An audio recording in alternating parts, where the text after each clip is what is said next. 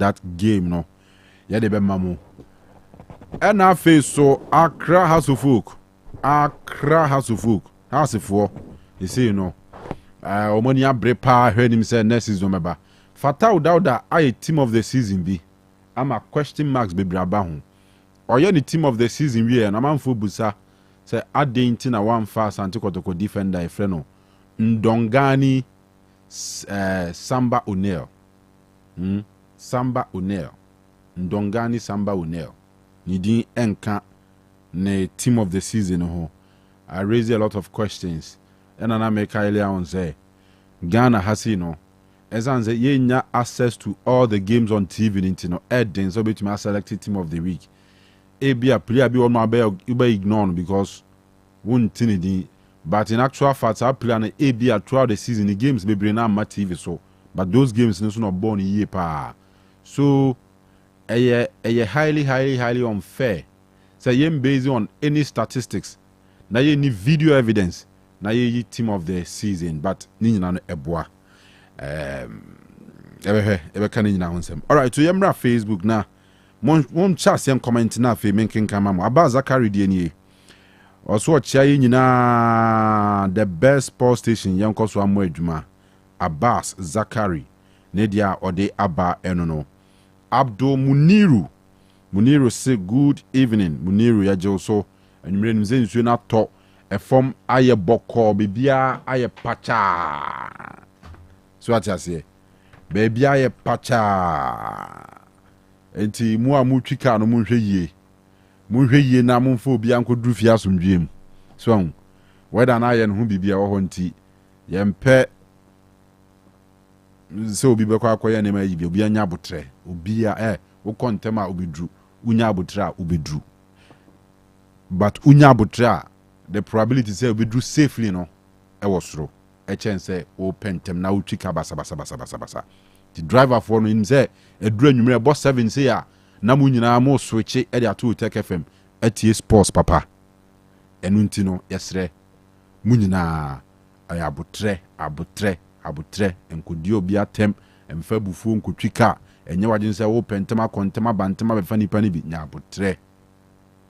nya abotre ne phobia kudru ne destination safely nyamenka mu nyina mo ho wa also namfo mo kono hweyie because drivers ni bi ho no ma so odin aboden we yi afa ho onam pavement no so pragia aboboya onam pavement no so we tia so bebi e wo se nipa nante fa no no de aboboya no ne pragia no enam ho na mie police ni ahon ka me de sa pragia na aboboya afo yi e be jimi din wo krom ha anaze me di be yi wo di be yi dia na so be corrupt ba no kra ni say ka me di be jimi din because aswodin fo nkoa dodo na na twi pragia aswodin say ya pavement say hona nipa nantemfa no the pave or the pragiano atiesi pavement so na nipa enam gatam nipa atiesi muram nipa ejina nchen maza wadwene ya adwuma because ho no yesi nipa nantemfa ho ya bebia mfa mon drive mfa mon ride mo tricycle ne ade ne mfa ba bebia si nipa nantemfa no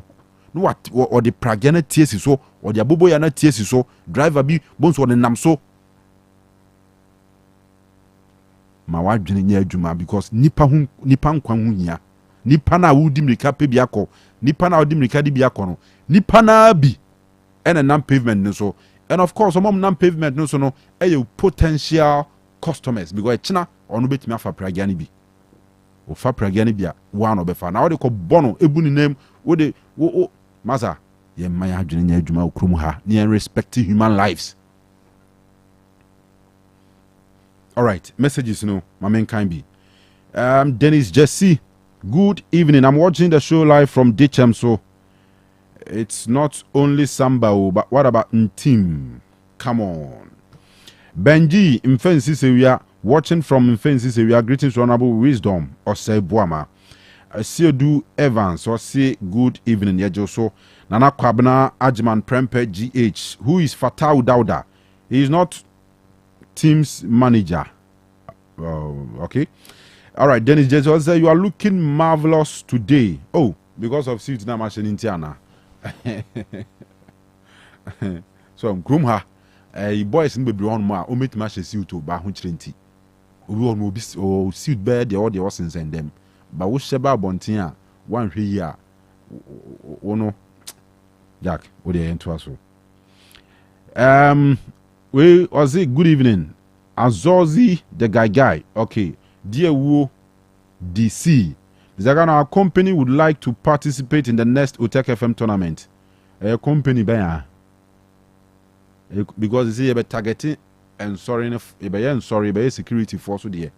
You say you police for, fire service for, prisons, military, immigration, and it's our security services. You say you organize football competition more. It is cooking. It is in the pipeline. It drew hono more. Say in terms of football, bono, heavy. Because all these security agencies are for footballers or more phobia because of ball. But oba no unya ball more. Ade channel pa na the tuition in them so onko guide the bank. Ade chia the tuya asanikum so onko gina barrier. Yes, ni nyina kana adwuma ho de. But ball no ode buy no eso mfa so ni sen. E wo so ball no. Te be try as much as prison for an say ball. Me say anka omo bo competitive football bi nanka they be omo coaching na compare even better. ASP pa senior man pa na baller or bono. You get it? Intino you be try as much as possible say. You be call the ministry of enokraze muntaka ho. Honorable Muntaka interior omuna sa ifo ni na share nsa apart from military for no police fire service ni omama kan na share ni ministry ho na yakwa koji tumi krata ni aba the regional command ni nyina ni age tumi na fe ya organizing fe sadan kuma be depa but plans we emi yase mama kan from him because it is in the pipeline. Boatma Millicent Lampard ABL Oyekotoko Nipa Opekotoko Bruta also watch so Red One Mahmudu also good evening Kanu. Yes, evening Major so Lenda down. So I need EPL team of the season. Anna Rose Duku. My name is Kweku Flake, listening to live inside Kungo Sports. Is it Congo and Kungo? Okay. Otec FM, also Otec Sports is as usual live and clear here. Greetings, Honorable Wisdom Osei Akoto. Benji, okay, medical can message crowd. Hega Ousu, was it good evening? Yeah, evening. And I got Fred Vivo, good evening, Kanu. Yeah, good evening. Ama Mavis account, and we will say account needing the Ama Mavis, but I say I'm Maxwell inside of Swansea Sea Line. Greetings to all Nanefua bread workers. Update me from the camp of Manchester United. Minim na nefu say pano himano ho na sila ho. Yeah. On the minimum pa. All right, good evening to you, champion Kanu. I'm watching you live from Sokobine. Great job by all standards. Okay. And here Wasco GH Nedia Enono. Junior Lavansi. Update on Manchester United. Okay, Walastiba. Osei Akoto, I like your style. I'm Osman. Any update on Madrid? Anna Madrid update. Walastiba. Mumiamchani ye chani obasi siye. Kwabnam Ponsa, I'm Ken Power from Mansour Biram. Ozibula the best among the rest. Greetings to Dauda. All right, yeah, that'll say. Ransford Mensa from BBNE. Good evening, Mr. Kanu. I'm watching the show live at KNUST campus. Kumase. My regards to Coach Frimpong Manson and the boys. All right. Ernest Abe Kukwansa Jr. Or say, boss, please, can I get your number? Hey, that's my number. The Kruma there. Abu, come to Twitter credit. Banu krene say wo frɛ na am yakasika semwa mani bajipa ade de sika bebreme na bi edi abrɛwo ena beboa but se nye sa ne mane dia how because say ni pani bra bre organa ha no ni bra bre organa ha sei no masa enye easy so what you say ya sebe amekoma himfie Kotoko is on fire. Asante Kotoko is winning the MTN FA Cup come Sunday. And I just can't wait to see them lift that trophy. Fabulous, the best. Watching live from Gospel Oak Barber Shop. Opposite Kandahar Sport, Amakum. We from Tite Ferguson also fantastic. Okay, Kwame Adumako watching the show live at Ashtown. All right, you see Idris. Osei, good evening, Kanu, and your committed crew. Watching you live from Nebehi. I want all Madrid fans to come and watch Alonso football. What a coach! Hala Madrid, greetings to Asumdwe Fast Food. Okay. Anani Kunsu Kojo Krum, fantastic Kanute, more fire. Watching the best sports show live inside United States of Moshizongo. Ferguson Furniture Work. All right. And then way from Foster Entry. Osei, Mr. Kanu, please update me on Liverpool and Inter Milan. Walastiba, Ubianya betting team Hunsem. Danso Michael. Osei, I'm listening to you live from Bekwai Pampaso. Anane Makao message there. Danaba Morgan, update on Real Madrid. Abdul Rauf. Osei, good evening. I'm Mandem, watching the show live from Achisco campus. Dear Wu DC, if it's not money, please don't call me. Yes, Enwan Wakano. Imanolaka, Kodie is feeling the waves of Otec Sports. God bless PKB. And Salam, Ilyasu, good evening, Kano. I'm watching live from Moshizongo. Okay. Moshizongo, no, is the United States of Zongo. Because Moshizongo, no, a cosmopolitan. Tribe Biabi Moshizongo. Ope Kanjaga, Basari, Kotokoli, Frafra, Dagate, Asante, Fante, Bibia, Bono, Ebina, Bio Moshizongo. Or Debruta Moshizongo. All right, well, last tiba. Now, all the remnant headed bit. Now, for you, Yadim Koma Kano, Atwaso. Entienye Fidelim free her. Emrepem, Kofila Abi. Di Monza, Scandi, Omunyina Waha, Betomonka, and I face so Sikapa, Eugene Maradona, Wamuswashi Shoyi Kama, Ede Abba. Na Walasti I crowd with Maminfa Wimye. Or say, good evening. Update from Barcelona and Man City. Man City is almost saying you, Tijani. Bruni Afeni Tijani. Eugene want to be that? Tijani. Brunio, Tijani. Okay. All right. Any Tanga Clinton Nedie Enono. Kwabinan cancer from Eduabin. Good work done. Nana Apinkra. Okay. Samson Yobo. Ozelokan, I'm watching live from pitch number 2. Stephen Kojo Sasu. More updates on Manchester United transfer news. Mike Quace. Hello, Kanu. Good evening to you all. Also, Linda Danso. I need EPL team of the season. Akwesi Mensa City. Watching from magazine. Nanaba Morgan, I need official Real Madrid group. Nanaya, I'm watching you live from Crew from Colombia. Chelsea is going to win the Club World Cup. Kofi Annan, was it good evening, Mr. Khan, watching you live from Adum Ministries. All right, Kofi Adas, Yechia, Moamo Honina. Emre Idie, Walasti Mre, Young Common on Emra.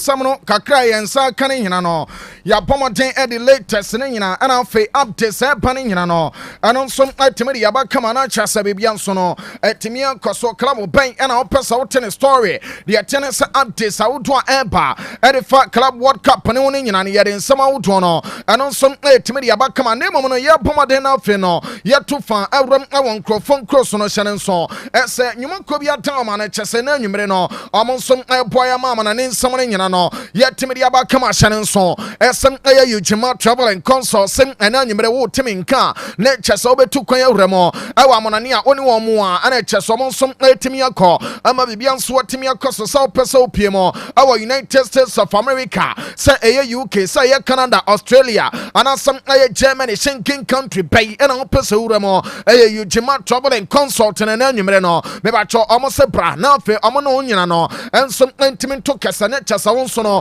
ontimi to kwan kwa amonane ne bi ema bibia nso no entimi nkoso kama de tie ne san Ujima tesa nyimre wo timi nka ye tene sa omoye general visa consultation say ye visa application assistant no ombe ne kama visa acquisition ombe ne kama and some area more visa supporting documents awudo omde more flight reservation no and some cost travel itinerary omoye ne kama de more ni nyina ne some obetu kwan a some opoma tede ne ma pina no and some timi de agu akwan ba bia wo befa and afem aye route wo befa so nyina no and some aboa na fe travel itinerary no etimia koso kama hotel reservation no and some koso omo ye birth cert ne passport ne nyina and some area ma kama na chasa baby anso no etimi koso kama ye tie ne some US lottery no omo ye be nemom say no they are paying so ko table no so no aye ade a ye fa ne some say no mo amonim aye low bed and long track atwie no drivers are monim low bed and long track ne twi no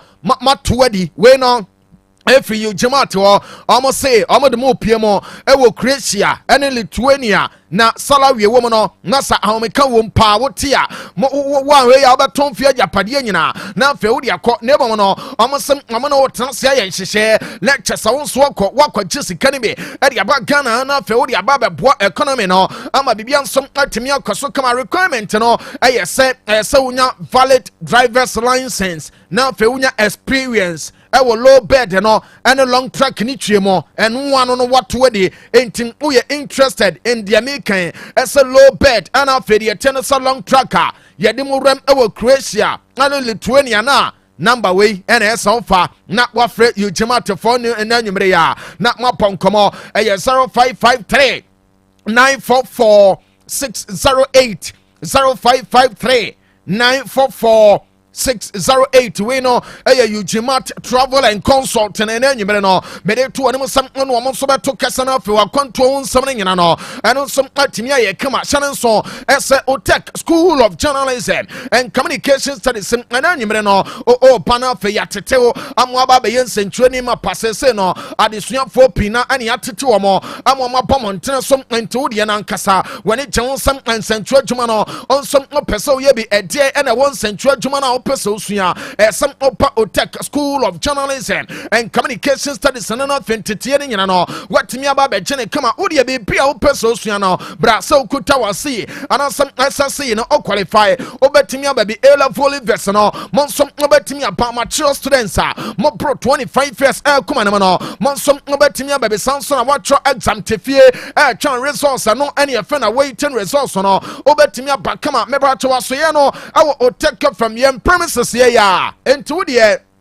baby I will piano faka na bra si Dr. Mensa ne busa se ope asanwase taxi rank wo okwa na ofro asanwase taxi na catch driver ni say Messi Otec from anim ho obesi o crossing road na ayaya premises wona wura esan say ya kwan no pe entim opa no nsaba nkum so dan na esan woni nyina school administration no brana be pick form no enipa bi a wonso no opesem obaba gentete no na afi no bibia nsom atimi kwe no obama na ba na niema ni nyina eno nsom etimi akoso entim Otec School of Journalism and Communication Studies no na nyimere no be ba cho me de tudwa odi asese no open kiremu bi ansa no ba number sene 0547 823 005 0547 823 005 and also 0243 842 007 0243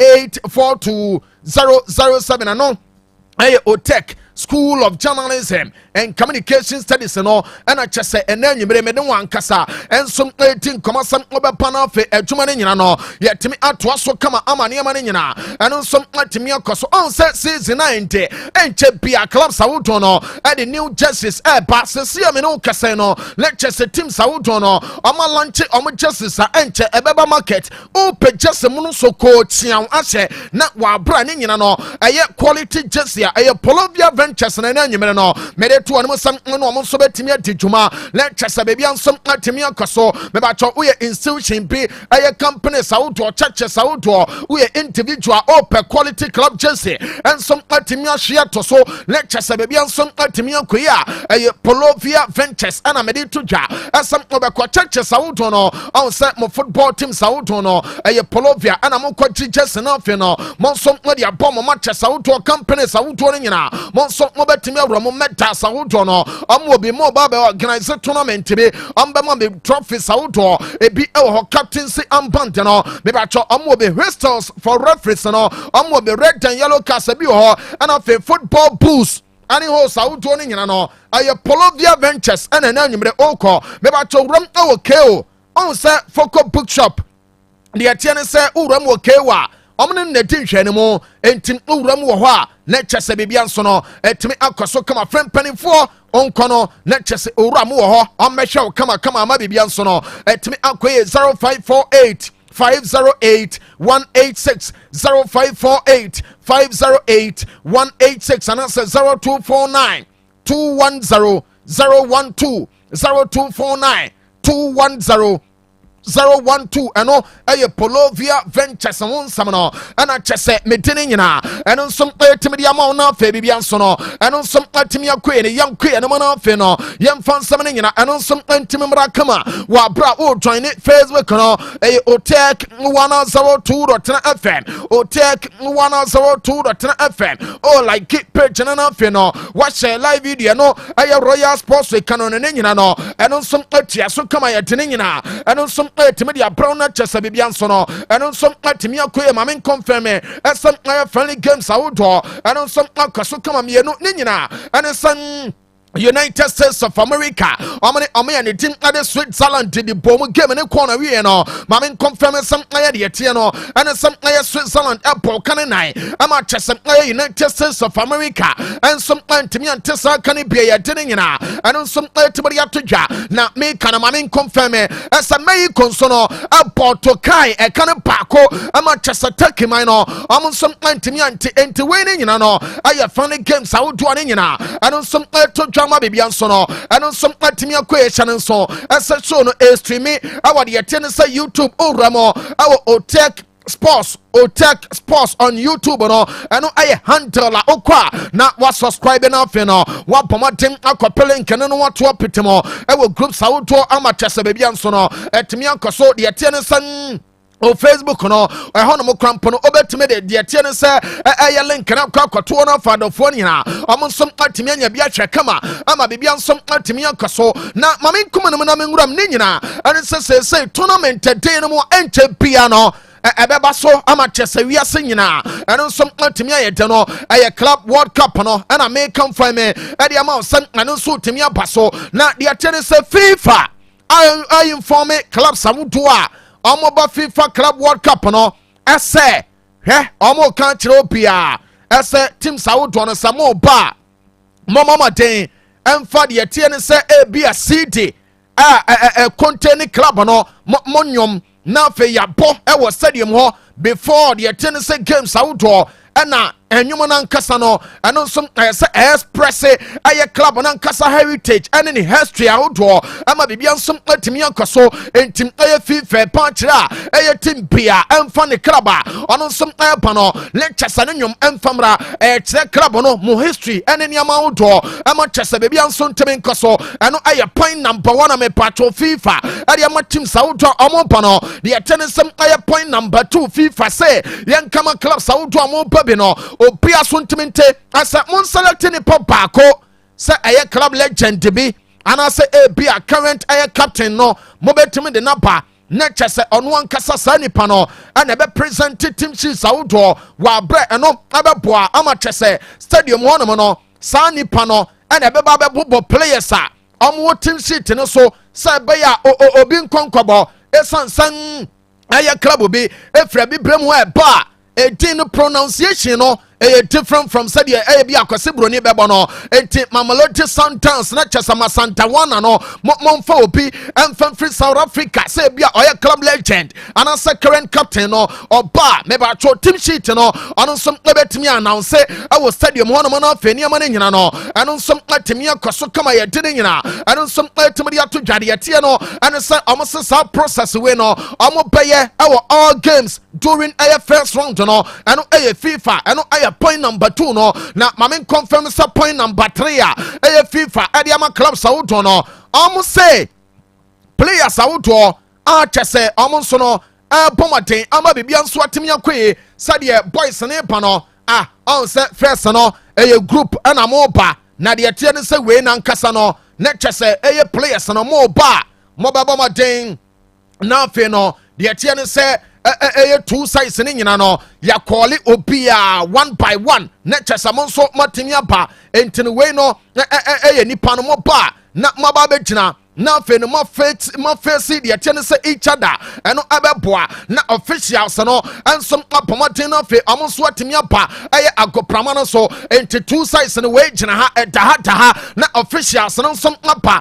na fe de tie ne say inspections awodo no nyina eno som atimi akaso kama ye de nyina no eno som atimi atodwa enti we kakra wuramo FIFA omri aba betodwa esem club world cup boss no yemfa todwa ama clubs ni nyina obian som intimate wa bra no ensom ebe booma adwuma no eno som atimi akoso kama kwabran ya kuye no na afi no ye tene nyina de ba me wram our club sawoto no aye updates ana nwumre empa no na ye tin komo kama min sate emfam free Chelsea bobo ko na so ye na me pacho Chelsea official squad Chelsea bobo ko no ade wram our club world cup no o ye Chelsea ni a se kwatemba da no apɛ se bi atakra no apɛ mo amode painti ede pencil ne pen no eyi masom ne nyina obetimi de yi na bibia timi akoso obi kura timi de ne kake wura na som no ochim no kwabrane munyi masom players me ba Chelsea ade wramo our club world cup no de wo mu ne goalkeepers no aye makoma nan goalkeeper ne tin ade Robert Sanchez wawram goalkeeper ne tin ade Jorgensen ne din PM Sanso ana Pendes ne dia PM ana goalkeeper ne din ade de tie ne sa aye Solonina ne dia timia PM ente Solonina we no ana ye last goalkeeper ono so pa four goalkeepers a Chelsea bobo kono ade club world cup no ano no me ba cho oba defenders na aye 10 defenders ana Chelsea bobo kono ade ko owura ne din ade Mark Kukuraya ne dia timia PM abranche ne din ade Adarabio yo ne dia timia PM Benoit Bediashile etia piemo owura ne ti ade Levi Colwell ne ti womo Samson ana Malangsa eti womo Trevor Chaloba ne ti ewomo Rhys James etia piemo Malo Gusto eti ewomo Anselmino ne ti piemo ana Josh Achampon we no defenders a Chelsea team no amonson ade wuram ewa club world cup no entim ana no midfielders no na chese owura ne tin Eri Enzo Maresca iyamuno no obomote efa midfielders ne makoma kunsia Enzo Fernandez din womo owura ne din ade Moises Caicedo ne din timia piemo abrante ne din ade Esugo edin womo ana Andre Santos ne din piemo abrante ne din ade Disbriho edin remo ana Romeo Lavia we midfielders me ba Chelsea bobo kono omonsom ade omuram ama adwuma ne nyina atimi atoso kama forwards no aya nwotwe Liam Delap enche bia na boy ne boy ne din ewomo Pedro Neto edin piemo Cole Palmer de Pamoy Tapa ne din ewomo Nani Madueke edin piemo ya Jackson Nicholas Jackson no ne din ewomo Christopher Nkunku edin piemo ana brante na ne dede George no ne die pie mama mfantudwa esa magiu so no lectures ano so no ne de atimi pie mo kama entiwe no aye players awodo am mfantudwa esa aye Chelsea bobo kono owura ne tin ade Enzo Maresca enso ade wuramo awa club world cup na ye deni nyina ano so atimi de atudwa ma bebia nso no ano so atimi akoye ye ka no mama confirm sem wuramo awa de atene sa Chelsea bobo kono mu a Yoje mame goalkeeper ne tin ade George Petrovic na yedi nkomo onse mebobo squad over ne tiri Enzo Maresca ade wuramo ewo CWC no Club World Cup no boy ne die ntemi ampemo na yase goalkeeper no enso na kachire mpanimfo se omunya ne fie na chasa ne daache no ohu se ne daache yeni daache bia ni baabi abiem nipa dia wo ye ne no eno no daache entim onu ankasa no epese otena fie na fe ofocus ewo ni future lectures wono so no abomoden enya baabi a club a okwa ye be guarantee no asem obeye starter na fe wa bo games awodo ama chese bibia nso atimi nkoso entim aye goalkeeper ne den ade George Petrovic nso no yesi goalkeeper ne kachire mpanimfo asa no konsem ne lectures wono ankasa nso abomoden na fe no ejuma no wakafie ama bibia nso no atimi akoso kama ye den nyina eno nso atimi dia todwama bibia nso no eno nso atimi akoso kama chance babo konuma no memfonto yasa de wo no anesa yase eye supporters no vote player ne te ade Pedro Neto meba cho ne winner wonyaye against Fulham no as a men's goal of the season not just a 2024-2025 season no and supporters na yi as a goal of the season I attending na and some ultimately atja na enanyimre uramo awade yete ne san UEFA say ya omonso edi nsem bia ba on se uramo awade yete ne say UEFA mame mfonto ya se no mo hwe clubs mienu ase esen na beko meba cho papa ne din ade John Tester papa we no aye enipa oni Leon Boboko no osan ewo stake our Crystal Palace bobo kono na yese na UEFA he esa wa bra two sides ne nyina ensom ebetimi awram ewo Europe no na omo hwe ade asem anema ne nyina no eno nsom ebetimi akoso kama ne nyina ne sa Europa League no mame mfanto yese two clubs no a qualify kwakobo yese UEFA for kokota hwe takremu ano omo se John Tester oba Crystal Palace say yese ne se kawo club no no less than 30% enti penalty bia ni ho a chesabawi wo mo ho two clubs no omo so sabrobe de ten some ombaba mountain of in na season no omo some aya adwuma ama bibia nso no eno some atimi akoso kama ye de sansama wuto no eno some atimi atodwa na mame kuma ne na fa menya adwuma ne be ni nyina ana sa Club World Cup no won sensam na no ana chesa ye de ba kwabna mesra wa mame Manchester City official squad Amadi Rem, our Club World Cup, no, Netchess, no young from say tournament. If you are singing, I can want some no. Say La Liga, Yawie, Premier League, Yawie, Serie A, Yawie, the tennis Bundesliga, Yawie, Liga, Yawie, Ababe, UEFA Nations League. The Wawa attention in air cosono, CWC, Club World Cup, no, and want some near cano, not me Pacho City Bobo Kono, official squad. And ne orani tin ade Josep Guardiola enso dia todwa asem omutu kwan awramo our American fam akwakoya adwuma no meba cho ene na down screen so no aye YouTube for no aye test pause o join a obehu ne clear Samsung na Facebook no aye Otec 102.9Fm na mesise so goalkeeper ne tin ade Bettinelli ne dia piemo Stefan aye Ortega ne dia awramo Edasi Moraes de Santana na dia wramu kama aya three defenders ana owura ne te ade Guardiola edo moko meba cho o chekia goalkeepers ne amiensa no defenders ne enie Ruben Dias ewramo John Stones edin womo Nathan Ake edin ewramo abrante ne tin ade Ignore ne din ewramo abrante ne tin ade Reis Nelson ne din womo Josco Vadio edin apiemo Manuel Obafemi Akanji ne tin apiemo Abdul Kader Kusanov ne tin womo anafe appointed ne tin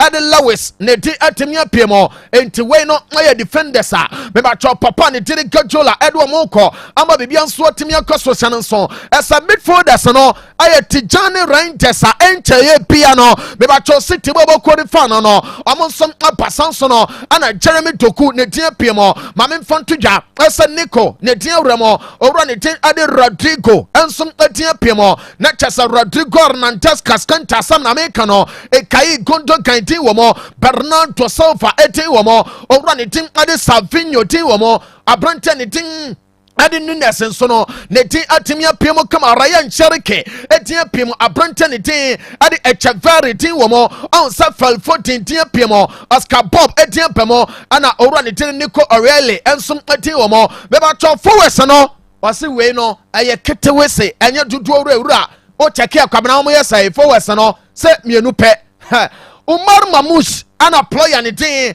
ade Allen Portala dinte we no aye squad that City bobo kono omunsom ade wuramo awo Club World Cup na ya den sama wuto ne nyina no anu nsom etibiri atodwam wo pia ansom atimi ate entina no aye stories awuto ne nyina come from City no me ram awo ri Madrid bobo kono mo ne nyane sam aye Madrid bobo kono ene omunso de aba na chesa bebi anso atimi akoso squad omunso de wuramo awo Club World Cup no anu ne bia Facebook kono so no check it Otec 102.9Fm on Facebook and on Otec Sports on YouTube. O join here. Yeah, live. Now, here we go. Madrid de Anunier. Goalkeeper ni team. Adi Tibut Kotua. Ni team womo. Andre Lunin. Edien Piemo. Frank Gonzalez. Edien Piemo. And a goalkeeper ni team Mestre. Edien Piemo. Into 4 goalkeepers. And a Madrid. Adeko.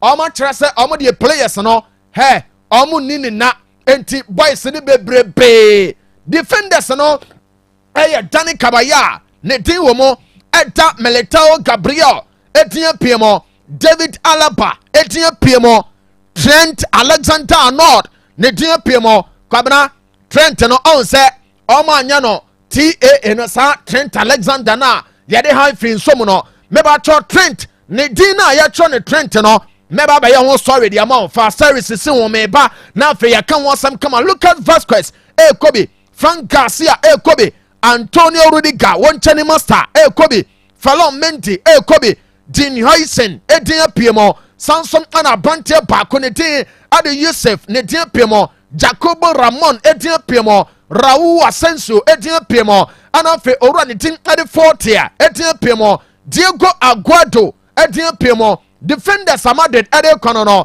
Uramo our central campistas na eno aye midfielders no the tense Jude Bellingham niti womo Eduardo Camavinga eti womo Federico Santiago Valverde eti womo Luka Modric akwa ne last tournament ade Madrid on Lucas Vasquez nyina enti Modric eti womo Aurelien Tchouameni eti womo Adagula eti womo Dani Ceballos eti womo Abrante ni tidi Chima eti womo ana Mario Martin weno aye central campistas Madrid wobo kono ensom edi ram awa Club World Cup ne yenko na fe ne memfantudwa asam o check attackers Madrid team no amonsom edi bad yete no and some Vinicius Junior ne din womo Kylian Mbappe ne din womo Rodrigo Goyes edi womo Enrique de Souza edi womo Brahim Diaz edi womo young boy be ne din Gonzalo ne din wom ana fe Victor Munoz we no aya boys a Madrid bobo kono and some edi ram our Club World Cup aya din nyina and some etibari atodwa enti say Club World Cup na mamen confirm ase ne nyina and so no everything is set enche nyankopon bo weekend we ya no na chese sa tournament no and so Pomatina feno etimia bakama ama bibia nso no etimi ankaso ye den sama wuto ne nyina no eno nso etimi atodwa ama bibia eno nso etimi akaso mebacho owram ewo City bobo ko no mu a ene de tie ne se kwabena sama mo mo squad no na me hwe ho enye story mi on say Tijani Reinders boy no ehye jersey number 4 de metie ade free City and say we anya ebia official squad numbers boys and be used for 2024 and also 2025 2026 season no almost we no say ebia yemura mo wa bra season nyina ebetimi start be September no the etienne say players ni be jersey numbers ebetimi asesa enti oh ya na fe no wan kasa no won som watimi aye careful ama bibia eno som watimi akoso kama on say me ya Madrid the story no me de to just a boy and thing at the Trent Alexander no TAA for short no me ba cho player no o check ya Madrid etro din no omo tro ne Trent and anyumre ya breaking news amensanka at the free Spain and say Alexander not eba Madrid no me ba cho ne Jesse na chi yan konkon ho ebia Alexander Arnold anasa Trent Alexander no do wachire aya Trent ana ombetro de good boy no ene Jesse echi wa bra no so no e ba be don ne aya madrid o colors no ama bibia nsom atimi akoso ye de nyina eno nsom atimi atodwa ente no aya kakra ne den no eno nsom free side ne de ade madrid so ye ba ye de nyina no eno nsom atimi atodwa menkom ne mo na fe no memfa nsom auto pina no eno nsom atimi bra ne nyina no ene sa ye ba be ram na fe club stories auto ene transfer stories auto ne nyina no ye de nyina nsom ade aba exclusive sauto and of the tennis up to singing no ye de bonation so asem ye doneka ba mesa eno every diamond scientific bar and research clinic kase and a chesa ba donek no be ba cho onu numbi ene enso na gugu entin aya bema obanum pinu wasi form ama bibia nsom atemi akoso kama obaya bema na obabu bema wote ho ema oban twitwim faw so bema de mesi esa obo bema no ban bema eni kwanse kokoba esem wankasa be bibia wie no o ni oba kasa chiu no atwa fonso no okọ emwa entin aya num donek ne be ono num donek ne bia abebo ma chesa o mensam ne nyina no etimia sipi asipra ana nyama ne nyina timia koso bema de mesi esa oba kasa ho o bra kwabna mpacha o say cool and calm chese echire din wo say what dentin egu form ama na hu say yes baby etimi akoso bema ese o ye oba ho adwuma ye ma oba ho so atesa mala kasa eda kwabra ne nsam dan no ko benkum ne fa ensom ekoye eye donek na wono nom na oba nso no mese ase ho no no ebe tight infections awodo no eye free ho na fe wa poso no wa poso mese obehu ababa wa pa watwintwama chene kama obekasa e bia kuribu a yede ato gem no masa ekoba ne se mwa o nunum donek ne be ebe maskin na go na fe no mesi aye kama na atoto so kama skin na animu no aye reche tesa kotra na so danchem no ebe mana toso na fe aye smooth enti na nwumre no utie bi na wo yoba o gina janwo che o yoba na wankasa no wonsom otena awia so ton ne ma che na fe ne ma ntimi nkoya obaya adwumade ne nyina wan we ya bedroom rebe no na bema no okwakope wonam sadi san wonam sadi no onum donek ne be enti ne oba num bi ebe bo maskin no anu nsom atimi asane na fe no eniema ne nyina atimi akoso oba ese kese ese bawto na mum atwea ba begu afuso ama chese wafui kata waja pade no so no num donek ne be wan we ya wonam kromu a obi be kasa atia ukwa obon se etuo kete na efro na tiagu mo kwani amra mo hwe de nam yanim wo ho eyesa wo ye hi num donek ne be abebo ma bibia no etimi akoye kama wonya accident ama unkase no unya pains ewo mo ama tesane ma nkoye a eye donek ba mesha na mese wo no nom abebo ma bibia so etimi akoso ba bia tonton ropia no obenya bi sanso na hyane nso esa de etene sam ode ompeso obekwa kochine na fani ma akoye bi sibasa bra Otec FM ha ya waso se ya menshara na about no so ode opa wo se ope donek ebi ato anase ode unim edro ne din kra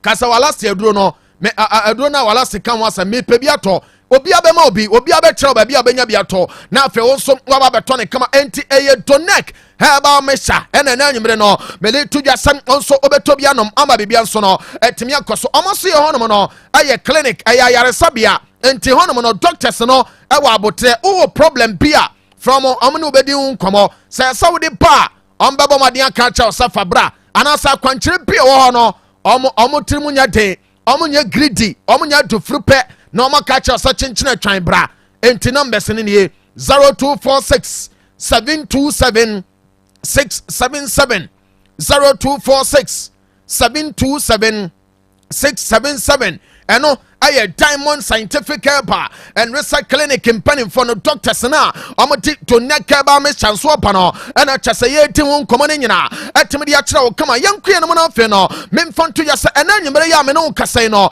na chese owramo awode ye tene sem aye boy ya ne tin ade Victor Jokeres aso ya on se player we ababe todwa ese Manchester United bobo kono pe boy no na fe no oni owra ne tin ade Robin Amorim so no asa reunite na chese juma no omo bone kama woma to adwuma omo bon was sporting so ama chese bebia nso otimi akoso Manchester nam ho sa e de kaka ese dwanam enumre ya yɛsɛ boy no ne agent nso no abomaten ane Arsenal boboko no enso esi nkonya ama kyɛsɛ de tie no ane sɛm ɔma didi nkɔmɔ ɔmo wie a de metie ne sɛ Arsenal team no enso ade official bid ebewura mo awɔ de tie ne sɛ Sporting for player ne tin ade Victor Gyökeres yɛ de ne nyina no ane nso team de aba na de me nse kan sɛ yɛsɛ Arsenal boboko no ayɛ call ɔmo yɛ ewura mo awɔ Victor Gyökeres aso yɛ no yɛsɛ Sporting projector ɔmo pie so ade kyerɛ boy no boy ne sɛ he mo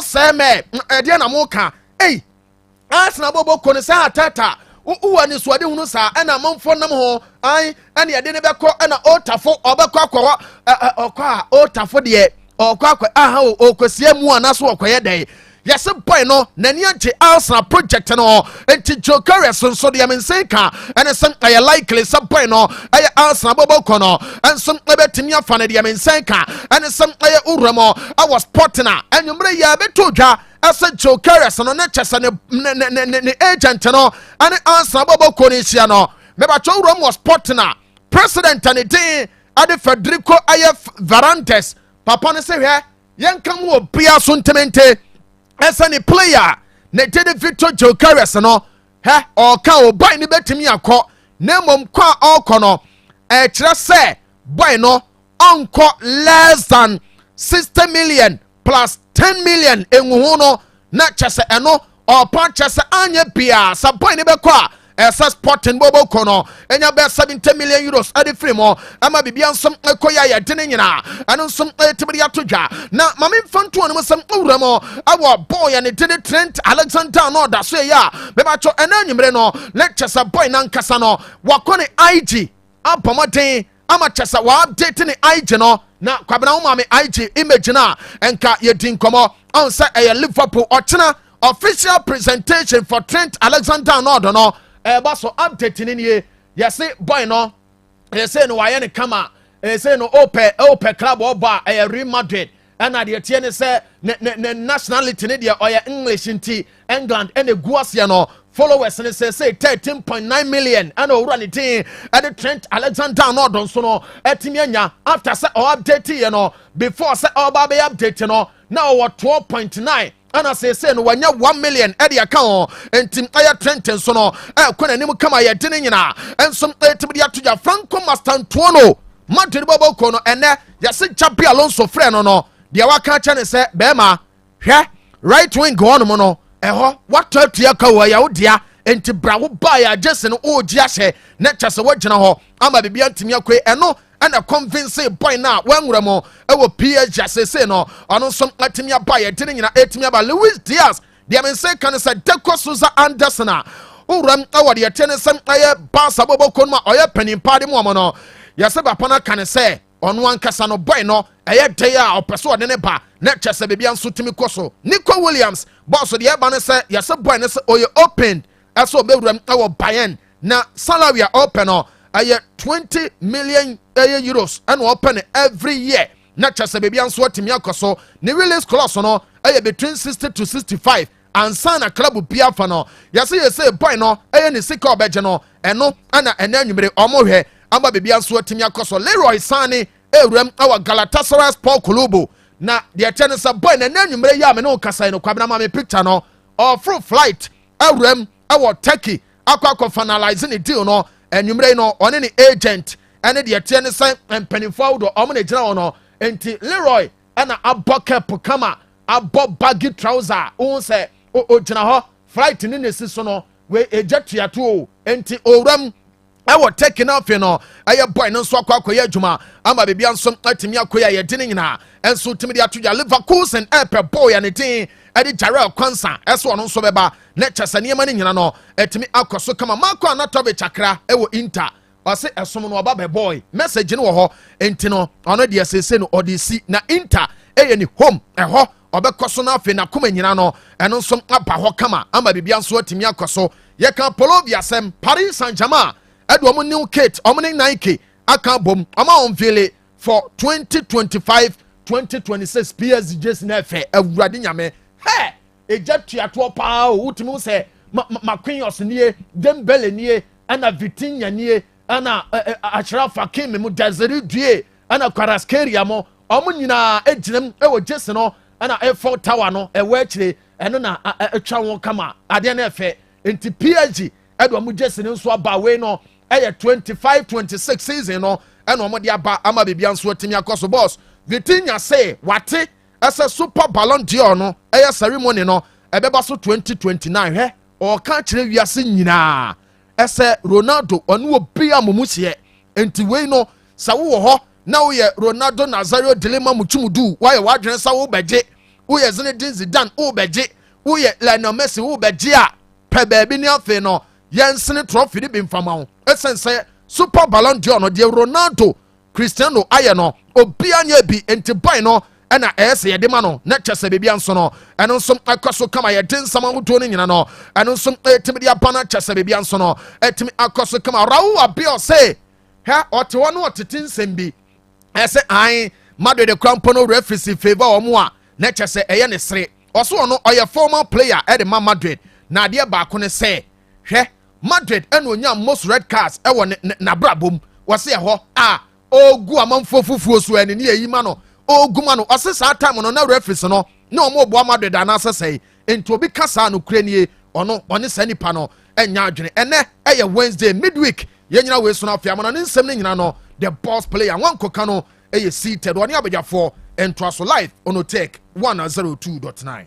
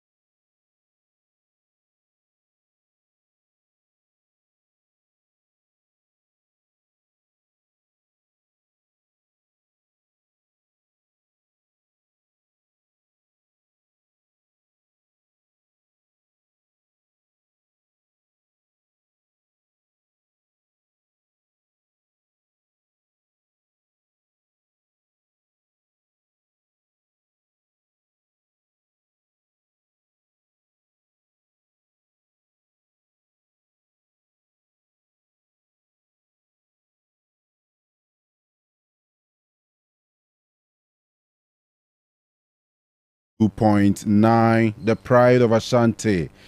Yeah, to our Jumadi no so and you surprise, big surprise be mamo. Yeah, well, huge surprise the mamo and if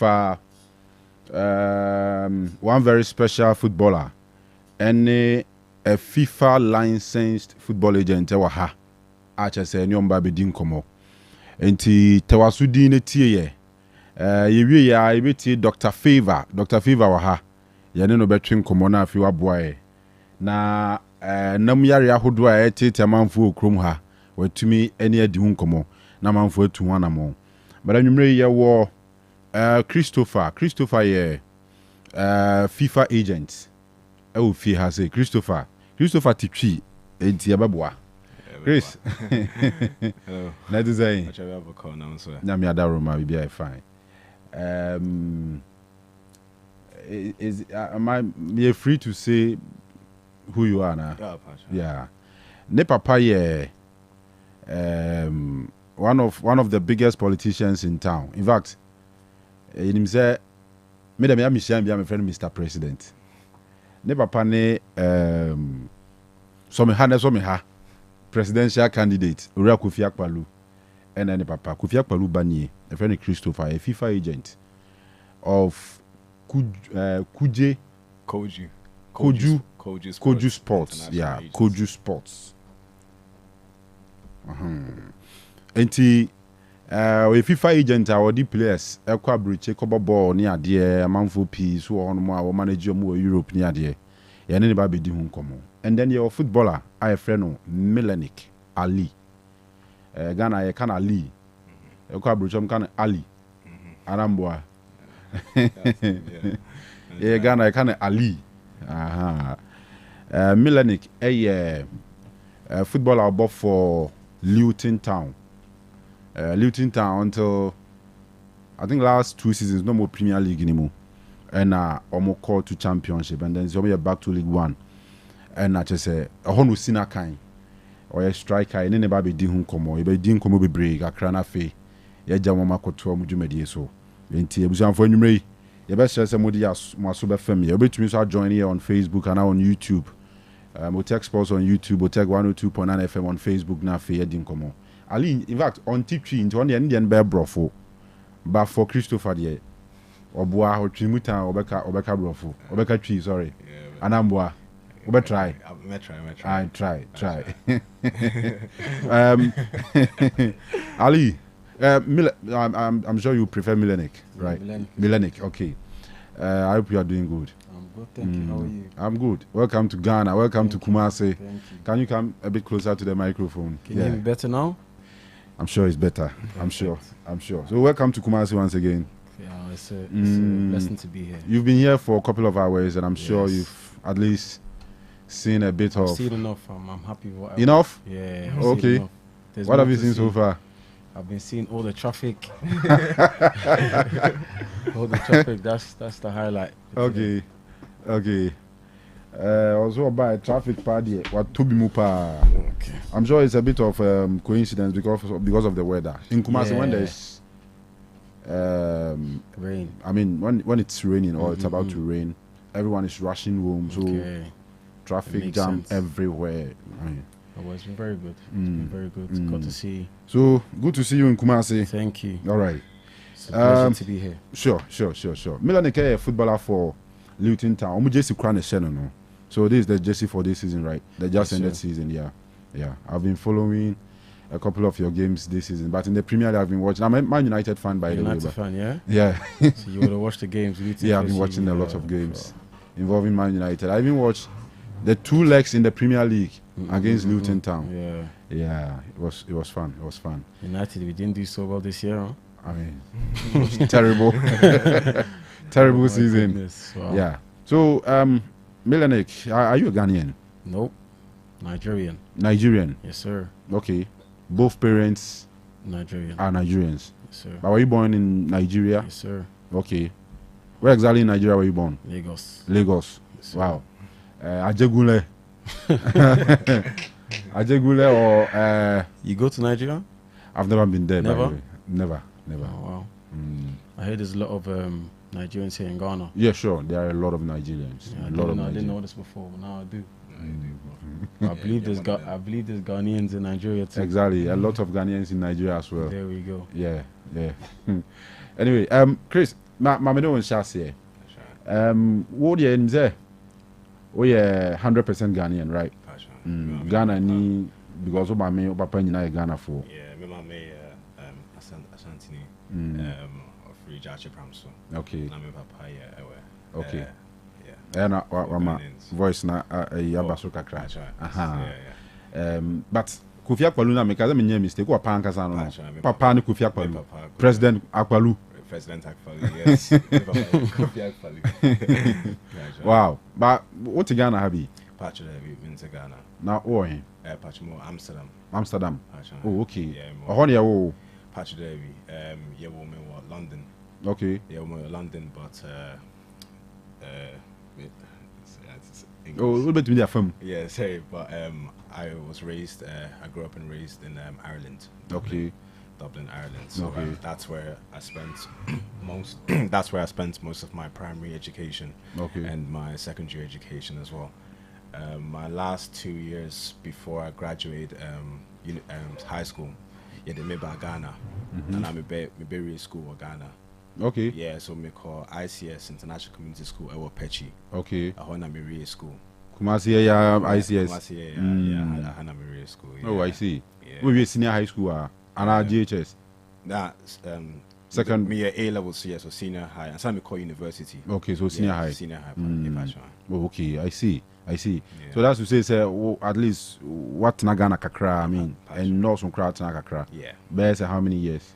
I'll say nam me kids one but na have say 1 year nam isra. Okay. But bear 2 years. Okay. From the age of 16 to 18. I see. But they were fully based in Amsterdam. Now I be on my holidays 102 be near there. Yeah. Okay. What about pass them? Almost every time be who no Ghana. Doesn't mean say I'm on she just be a phone so na. Oh yeah. Say me Opposite your president, I just say, that's right. So what do you call yeah, the Juma the BBA waha, and I'm me mamin so the Juma in the BBA waha so minimum for like every holidays you not chance na in a bit share. Okay. Maybe you mini papa na spending more time together. I see. Yeah. I see. Two siblings in Nasu based outside Ghana. When you Nasu Amsterdam or Patch Derby.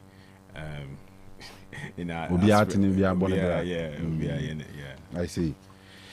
But five bit of what you might see the football agency near there. Yeah. And also a moon 70. Okay, yeah. So me a FIFA licensed agent.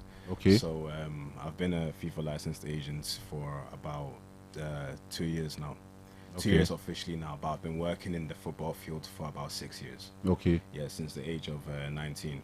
So my story how I became an agent actually now you're Minu Akitwa because Minu Akitwa be or your friend Dovson Akpalu. Okay. Dovson I know na KH last born. So Dovson says here with D17. Okay. But Mekai one time Mary University and me call back to Ireland and I who said Minu Akitwa like about ball pan like on imbo. And at that time, no, me say I just say one who like you find a ball no career like serious. I just say you who acquire you beat me a ball no sign your man. So now me person me future agent, Emmanuel. But at that time, no, me name agent like me name share about agents. I didn't know anything about agents. So me say so if I can't find an agent, then I might as well become an agent myself. Okay. So that was literally the only thing. If I can't find it, I might as well become one myself. So me sports management courses, and I've done a lot of scouting courses. And whom say before I can officially become myself an agent, I just me FIFA exam.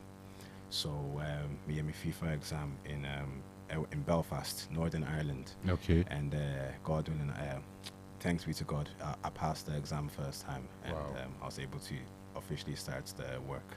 Okay, so is a full-time FIFA agent, licensed FIFA agent. Licensed FIFA agents. I see. Yeah. Yeah, sure. And about now, we players be under our agency, you know. Yeah, right now I've got a decent amount of players under the agency. So I'm mainly mainly with youth players. Okay. So players from the age of 16 to about 21. So on your agency, your target market, it was SAR level, no, because we believe that this is the most crucial time for a player, because it's the time that a player either continues their path or they fall out of their journey in football. So we feel like at time now is the best time to come in as an agency and really help those kids make the right decision, and whatever decision they make, we're always there to support in that aspect. So that's why we really work with those age groups and those age brackets. We work with players from all around Europe. We work with players from Ireland, UK, Amsterdam, Germany, and Ghana as well. So we work with a lot of players around. So is it to say at least 1 or 2 Ghanaian players be underway agency now? Yeah, so we have some young players that people might not know yet, but that's the thing. It's not us there. It's not about names. It's about talents. It's about giving names as well. Giving Then names. true agency, so That's that's fine. I see. All right. Christopher. So Christopher Akbalu. That's right. Christopher, FIFA agent, licensed FIFA agent. Yeah, no, what's so there's a FIFA man and crata to me crata be to me the eduma. Na or manage players ever Europe in a baby. All right. Mamine Melanek and try and come out to channel. So wait me join you on Facebook now. What show you be? Melanek no cabro phone on teach you when you're Ghana and you're in Nigeria. Yeah, in Nigeria, but according to me, also stay a lot. And as we knew, abroad so what ten years sent in a clubbing country say, and yeah, I want to come. Anyway, all right. So let's begin with how it all started as a footballer. Where did it all start? Where did the idea of becoming a footballer start from? Wow, that story goes very far back, probably to when I was really young, 6, 7, 8 years old. My older brother would be playing football for the local team and on the park with your friends, as you do as a young kid. I would always just go because my mom just wanted him to take me along. You know, take your brother. So we'd go, I'd play with the older boys, and I would always do well. And I remember there was a coach who had a training session around the area at the time, and he said, "Oh, this boy is good. Would you like to come down to training?" And I said, "No problem." Well, it wasn't my decision at the time. It was my mom's decision. But I went off to train, and they liked me. And from then on, I signed at the club, and I was at a particular club for a couple of years. And then from then I went to a different league, a better league in Ireland as well, where me and Chris grew up. And from then on, I stayed at that second club until I was about 13, 14. And by that time, things were getting serious. I was getting interest from clubs in the UK, you know, so they would call me whenever we was off school. I would go over there or train with them like this. So not until I was 14, I now moved to the UK with my family. So that was a transition where I wasn't finished school yet, and I was only just started my secondary school. So I would go to different clubs and see what was best and what club liked me the most. So I ended up going to a club where it was okay. There wasn't a big club, but there was a good club at the time there was in League One. There was in League One, but I was a youth player. And at the time the club was going through a lot of problems financially, so they ended up going kaput. They owed so much money, it just went kaput, and from that point on I didn't have a club. So and my agent, I used to have an agent, same as Chris. I used to have an agent, but at the time, because my club was no longer in existence, he didn't want to work with me no more and stopped contact. I said, okay, no problem. So then I started playing with a really, really low club, like beginners, because I didn't have a club, and I also needed to work to make money. So I needed to go to a club where I didn't have to commit so much time.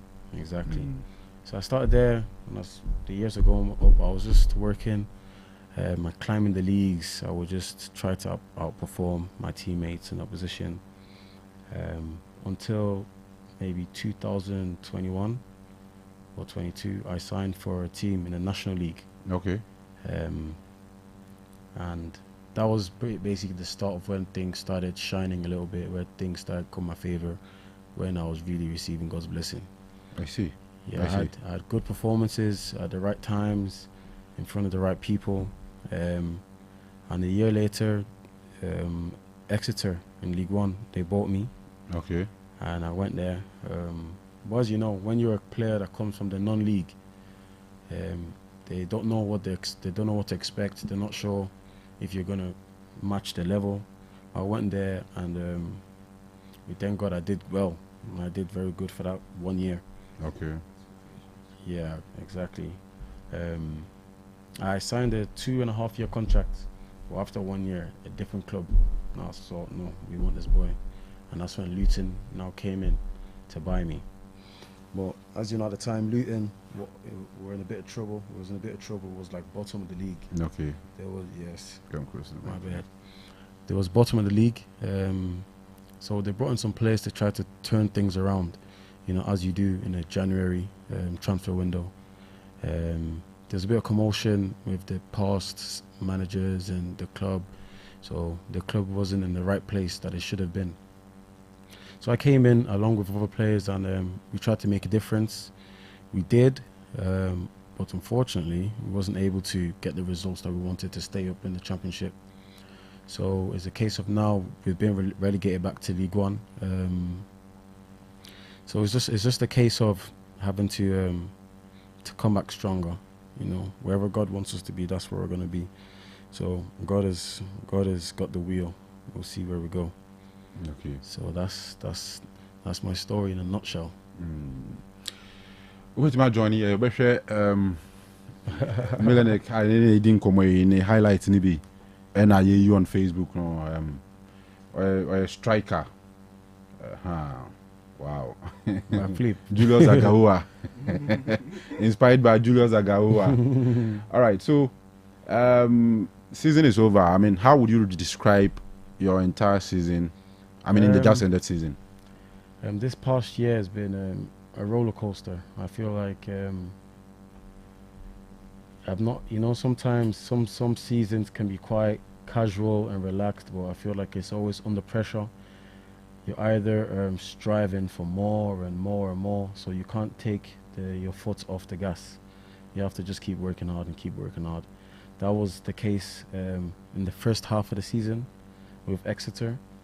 And in the second half of the season, with the position we was in, so low down the table, I couldn't afford to take my foot off the gas. I had to try my hardest. So did the team.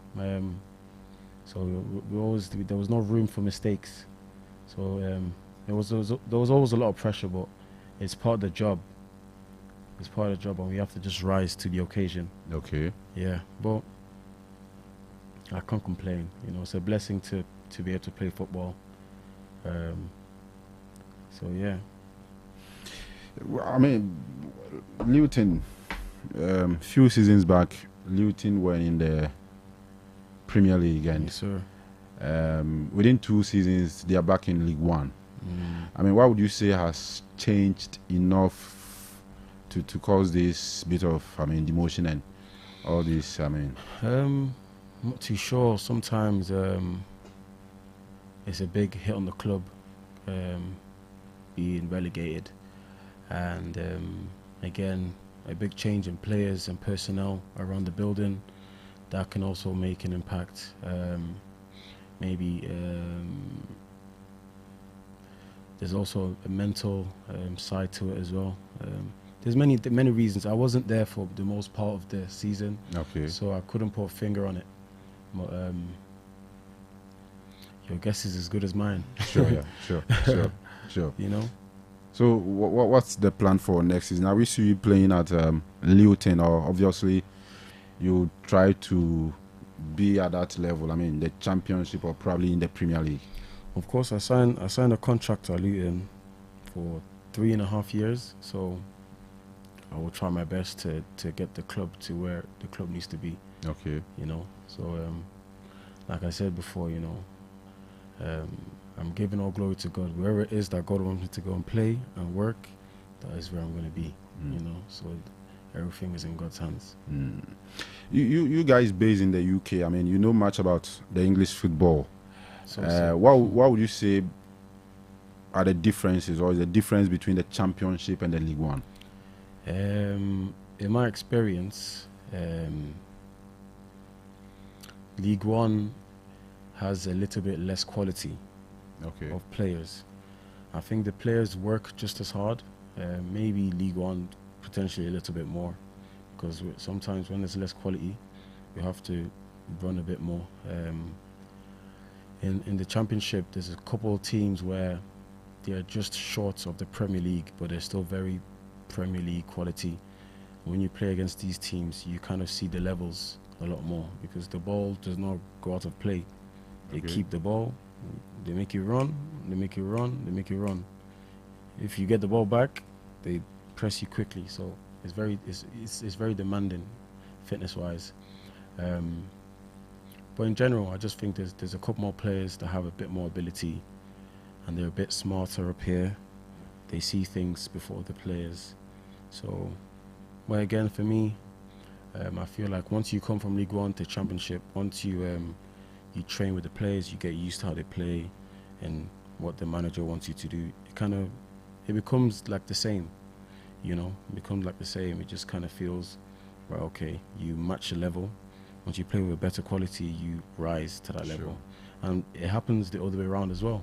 If you come down to a level, you can go down to that level too, unless you have to really work really hard to stay head and shoulders above everybody else. So what's the target? For you in the next 2-3 years? What do you want to see Melanie play? In terms of each season particularly, or general target for your football career? I mean, you know, I speak to a lot of people about conversations like this sometimes, about a specific target, and I don't actually have a specific target. You know, of course everyone's target is to play Premier League football, but I don't like to put a time on it. Okay. You know, because in terms of my career so far, if I'd put a time on it in previous years, my mindset could have changed about where I could get to, you know. So I just kind of, I stay in my Bible, and I just work, and whenever it's my time, it's going to be my time. But to answer your question in the short form, of course the Premier League, I'm getting older, to play the Premier League in the next few years. But the most important thing is to take every year as it comes, to get the right numbers, to playing good football and good performances, and playing a lot of games, and playing good at the right times. You know, of course you need to play good all the time, but you know, football is about doing the right things at the right times, the right people seeing you on the right times. So it's like this. Okay. All right. Observe any Luton Town striker, I friend Milanik Ali, and Edin Komo, El Jumedi. So, I born a club football for Luton Town. No, can how and you call ya or more year relegated to League One. No more championship in the last season, but some call League One. And no home common any idea ye bisano. 1 or 2 questions about no Kazan football career and targets near there. Or said yes, in this when you have a sort here or Bob Premier League football. Yes, and say, and a player be a die soon. Say, wo boy beko and yes, obekoechi. A woman say, the team no konechi dear, but no as an individual, and when him say, a modern born bit my pigeon and dinner konenim. Na when you are Bob Premier League football. I mean, Premier League football there. I mean, player bia even young players on local league or bia anya about Premier League football, and for sure in anybody zenka one day bia Milan Nanka Man United and him honey now Nanka Bruno Fernandes the man and a pine. Anyway, all right. So Yantuan Commanders, but have you decided on your international career? I mean, where you want to play for? Nigeria, Ireland, England, or wherever? Not really. I feel like my international career chooses itself at times, or at least a joint decision. You know, based on whoever is interested, I will then make my choice from there. Otherwise, I leave it in the hands of God. Oh, okay. But obviously, I mean, you should be having a choice or a preference by now.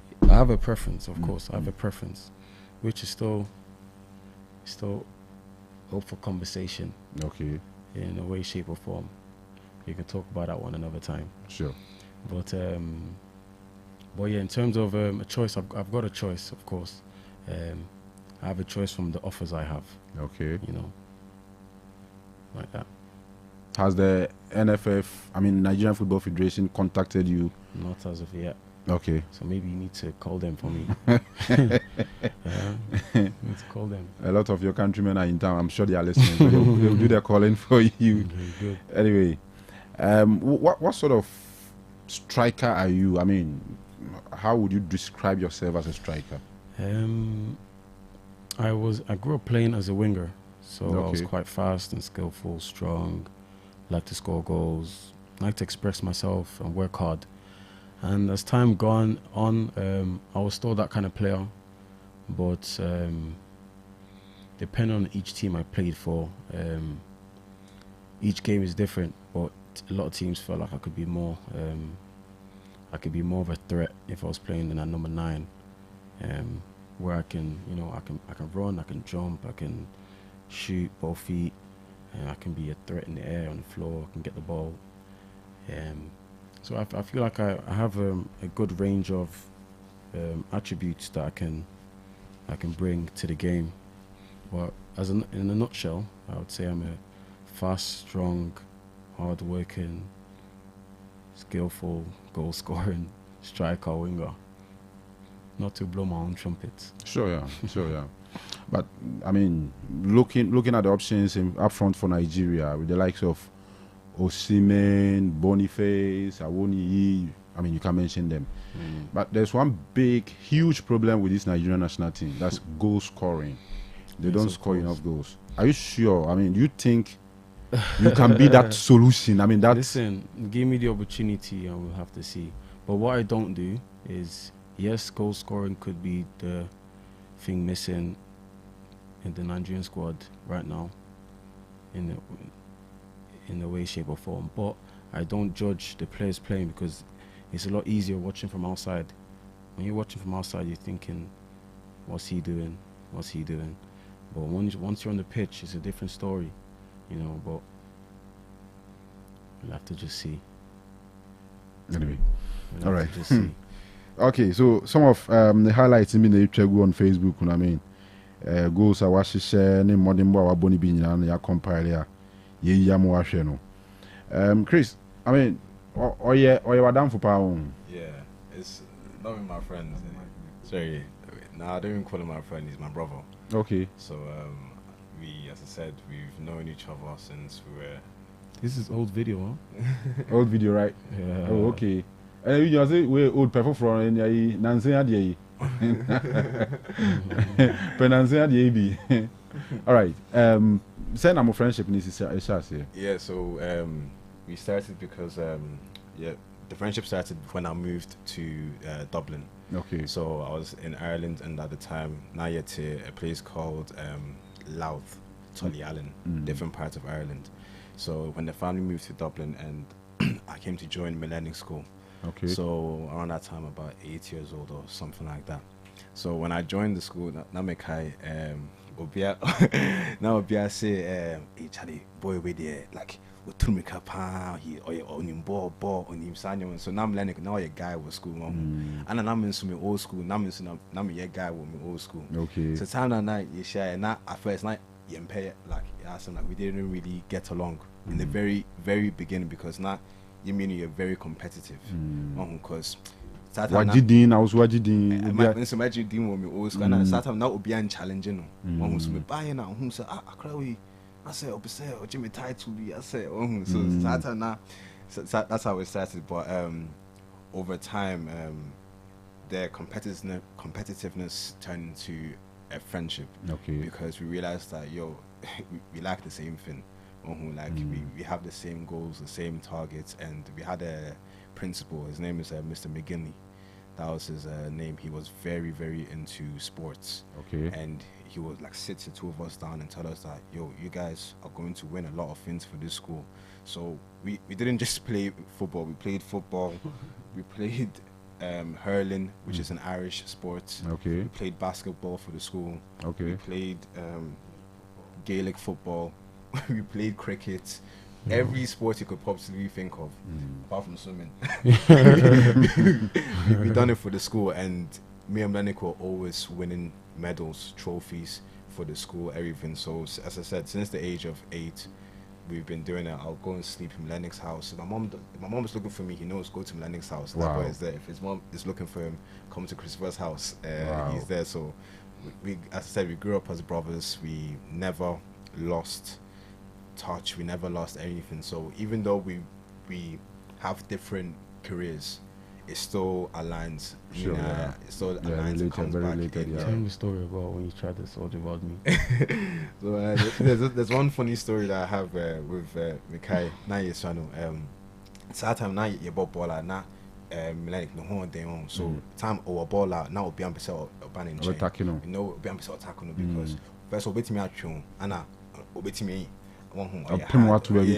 So let me say John. I say then of course I'm in chairman levels. So me ban in China now over ball na me ban me putting in free ball so. Ana nam kasa my idea my channel say so me again. So nam kasa like obe back it off kakra. Yeah. Crowd now what charge crowd say hey sir o de bra yanko bi must the media boy onye normal obi abutu house say na say yanko bi but like yeah he's we just had that competitive spirit about us and as I said since the age of 8 all the way to the age of 25 we're still brothers, we're still tied, still close, do everything together. So that's the nature of our friendship. So I really wanted to, bring him to Ghana, experience Ghana, because I've been bragging to him since young. Ghana is better, our jollof is better, our everything is better. You understand? My best friend is a Nigerian, so I had to really get into his head. Ghana, there. When it comes to Ghana, don't even play with us. So he said, you've been talking Ghana, sir. Yanko. So we came and then he's obviously from his words. In what way that Ghana Nigeria vibe also connected, man? The Ghana Nigeria vibe. The Ghana Nigeria for Asia baby and for. Yeah, I think like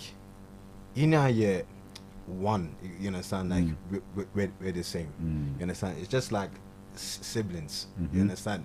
Love-hate relationship. But to be honest, we really. When I see a Nigerian, it's like I'm just seeing another Ghanaian. It's like a Ashanti scene in Ewe or something. You understand? I really feel connected to Nigerians, and as I said, the culture, the value, everything that they have is very similar to us Ghanaians. So growing up in Ireland, especially, the majority of their population or the African population are Nigerians. And there's not that many Ghanaians as well. So I'll be like the only Ghanaian in the whole year group or something, and everybody around me else is Nigerian. But as I said, because I never felt like alone or anything outside, because the way they'll bring you into their culture and everything, you really don't feel like that. So that's the relationship that I have with Nigerians. I see. Chris, my has say so. I mean, in the next 4 or 5 years, I mean, where do you see yourself in terms of careers and FIFA licensed agent? Fascinating. I like to say in the next 5 years, I would like to have one of the leading agencies in the whole planet, the whole world. I want, when people hear Koju Sports, I'm gonna say, hey, Charlie, there's serious agency with serious players. So my main aim is Koju is not just an agency, but it's a brand, it's an identity. Everybody that is with Koju represents the name and they represent the brand. So I really want it to, grow, flourish, hence why we're very selective on the people that we work with and the players that we work with, because these people will represent you. You understand? So the aim is that in the next 5 years, Nemi Adoma, Ibe Kesia. A lot of good things, we do. I see. Melanie, I mean, like you seem to be very religious. I mean, how is your religious life? I mean, I'm Christian. I grew up in a Christian house. It's So I grew up with being religious, and I think as I got older as well, I got to see the blessings firsthand. So it's something I can't do without, you know. So any opportunity I get to give glory, I will give glory. Okay. All right. So with football, for us, we'll be monitoring from afar, and hopefully, we would love to see you play in all these big clubs or in the Premier League or wherever you wish to play for. But personally, where do you see yourself playing in the next 5 years, 3, 4, 5 years, let's say? What specific club?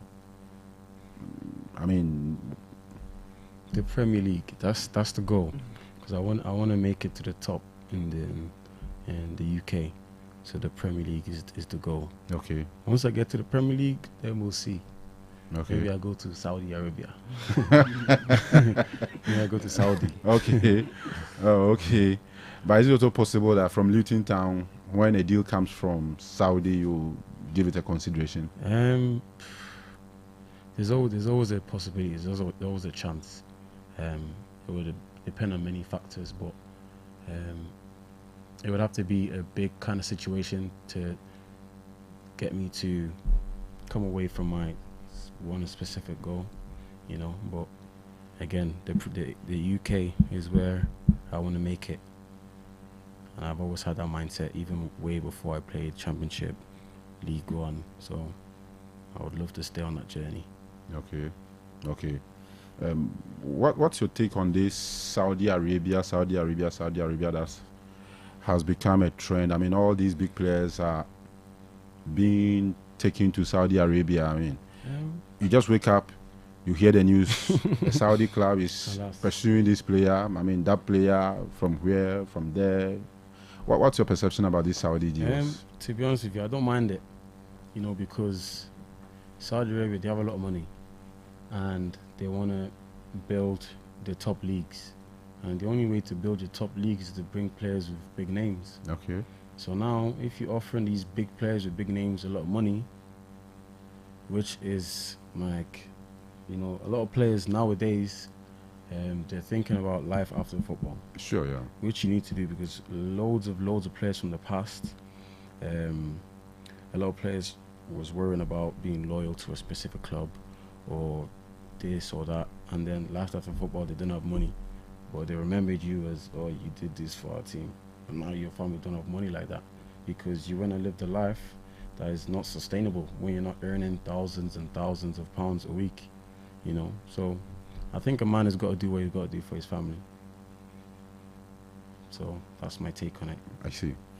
All right, so we would love to end here so you could have time and then do some other stuff, because you are just arriving in town, and Exactly, so, yeah. sure, yeah. So what would be your message to Nigeria? I'm very much specific. I would love to see you play for Nigeria, to be honest. Of course. I mean, to see you play in the AFCON and the World Cup for Nigeria, Of course. which I know is happening very soon. I mean, you know, what would be your message to the NFF, Nigerian Football Federation, I mean, and then the people of Nigeria who love football? My message would be to Nigeria. Just there's a season coming up soon. Please watch out. I hope to put on a good performance for myself and the club, and I hope you enjoy it. Just keep me in mind. Thank you. All right, Chris. The basic energy I'm going to the MOE so. I'm just in my town. We have time 1 or 2 in my rest. It's what by idea? It be doing come more. What target? And I mean, Ghana. So maybe I will recruit some players from Ghana. Or what by idea? Be we be busy now. Yeah. So the only problem is Mincha this trip. Like okay. So Nemiadoma Saturday, Sunday na my call back. But more plans in the next couple months. You be showcases. Our Ghana where you be invited scouts every approach. About Ghana now, or maybe your talents. So you better organize it, showcases, invite the best players that we can get in Ghana, get them the platform, because the problem is not talent; it's always the platform. Okay. That's what I believe. But especially when it comes to African football, that the platform is always the problem. It's hard to get that platform for you to be seen. As for playing, a near problem. You himself with me, yeah. But how do we get you seen is the most important thing, and that's why I feel like it is a bar inside. Now may change the side narrative, no side direction. Now yes, it's a game, no. Or yama will be a chance. Doesn't matter where you are, where you're from. Will be having a chance. So that's the main aim. Say yama duma. You buy your one, you beat me. Afa more opportunities. Ama Ghanaian kids, and you know, hopefully change the next generation of the Ghanaian national team. Even so, yeah. I see. All right, so that's it for time. Thank you very much. Thanks you very for much. coming around, and It's a enjoy your pleasure. stay in Kumasi. Thank you for having me. Almost everything is in town, you know. I mean, of course. Thank you. Thank you. all right, so thanks for coming around, and Of course. see you some other It's been a time. pleasure. Thank you very Thank you much. so much for having All right. us. Good night. That's everybody. Chris. That's okay. Observe Ebeda Melanie Kali and Christopher Ase. On best trying and you didn't come up, but the Dr. Fever near to us. CBU na menchia Otec FMT for. Fever na try healthcare die said there bia na e betransia ni Otec FMT for edin komono. Ade aye kasafa ho, ade aye twetwe nkomo fa ho, eye enemu yare e na ye kasafa ho. Da bia ye ba eno an ye kan yensesan ya no ene yensesan bibia. Timisro oyo ba oye be ma utie me na enemu yare e haw etetew o dwene ho anopa o dwene ho awia o dwene ho anwumre o pe ba bia obekọ ama yare no afu so pe ba bia obekọ ni am oduro ni a kire de wo so ye na o ha no akwa eye Favor Natural Healthcare ana se Dr. Favor me center na se masoye e na obetu anamo na waba timpacho utie me di kan fa your number no offer number na wa save no Favor Natural Healthcare ana se Dr. Favor na wo di ahye wadwum se so be frɛ na ne me adi nkomo ana se wo be person wo be ye center ana se wo be person ne ye be di nkomo na ba bia wo no ye di no ni bi e di abrewa e ye nemu yare nko a ipacho number no e ye 0245 378 255 0245 378 255 0245 378 255. Favor Natural Healthcare ye center and say ye chira kwani wo duase dote Bola Junction duase dote Bola Junction o de ba bia wo bia no se wa fa number na o ya wa adwen se o ba na se fitinya me adma e chire ko no anytime bia ba wa adwen se o ba bia na wa frɛ na ya ma direction no aba e bia na wo ba obedi kan ba be si Central Market ana se kejetia ana adum e na wa ba wo de wusi a nantebra bola ho ana se Dr. Mensa uduru wana obusu obia se upedua se ana se Kenya se ka ombechro omochro na se ofuru bia ofuru ka na etuye na waka chire mate na adaba ne se ubesi wo Bola Junction unim ho nti uduru a onsu udi osi wona na otwa kwan mu utwa kwan mu a baby a stores wo baby a taxi station wona ho bia we usanse oba Dr. Favor ho ana se oba baby a police for container na se omberia no na ombechro obu ya na onya ho ema ana se ontima ye center o da bia me kasa asem se baby a wo bia no o frɛ na ne edi nkomo na ma ye hu se o ha no eye nam yare nko a baby a wo bia no me pa cho ye no ni bi ebe brode hia ne se obecheche o ha no ma che na ye so hye no be no obeti ase na wo di amaye nti sa fa number ni bim number no 0245 378 255 0245 378 255 0245 378 255.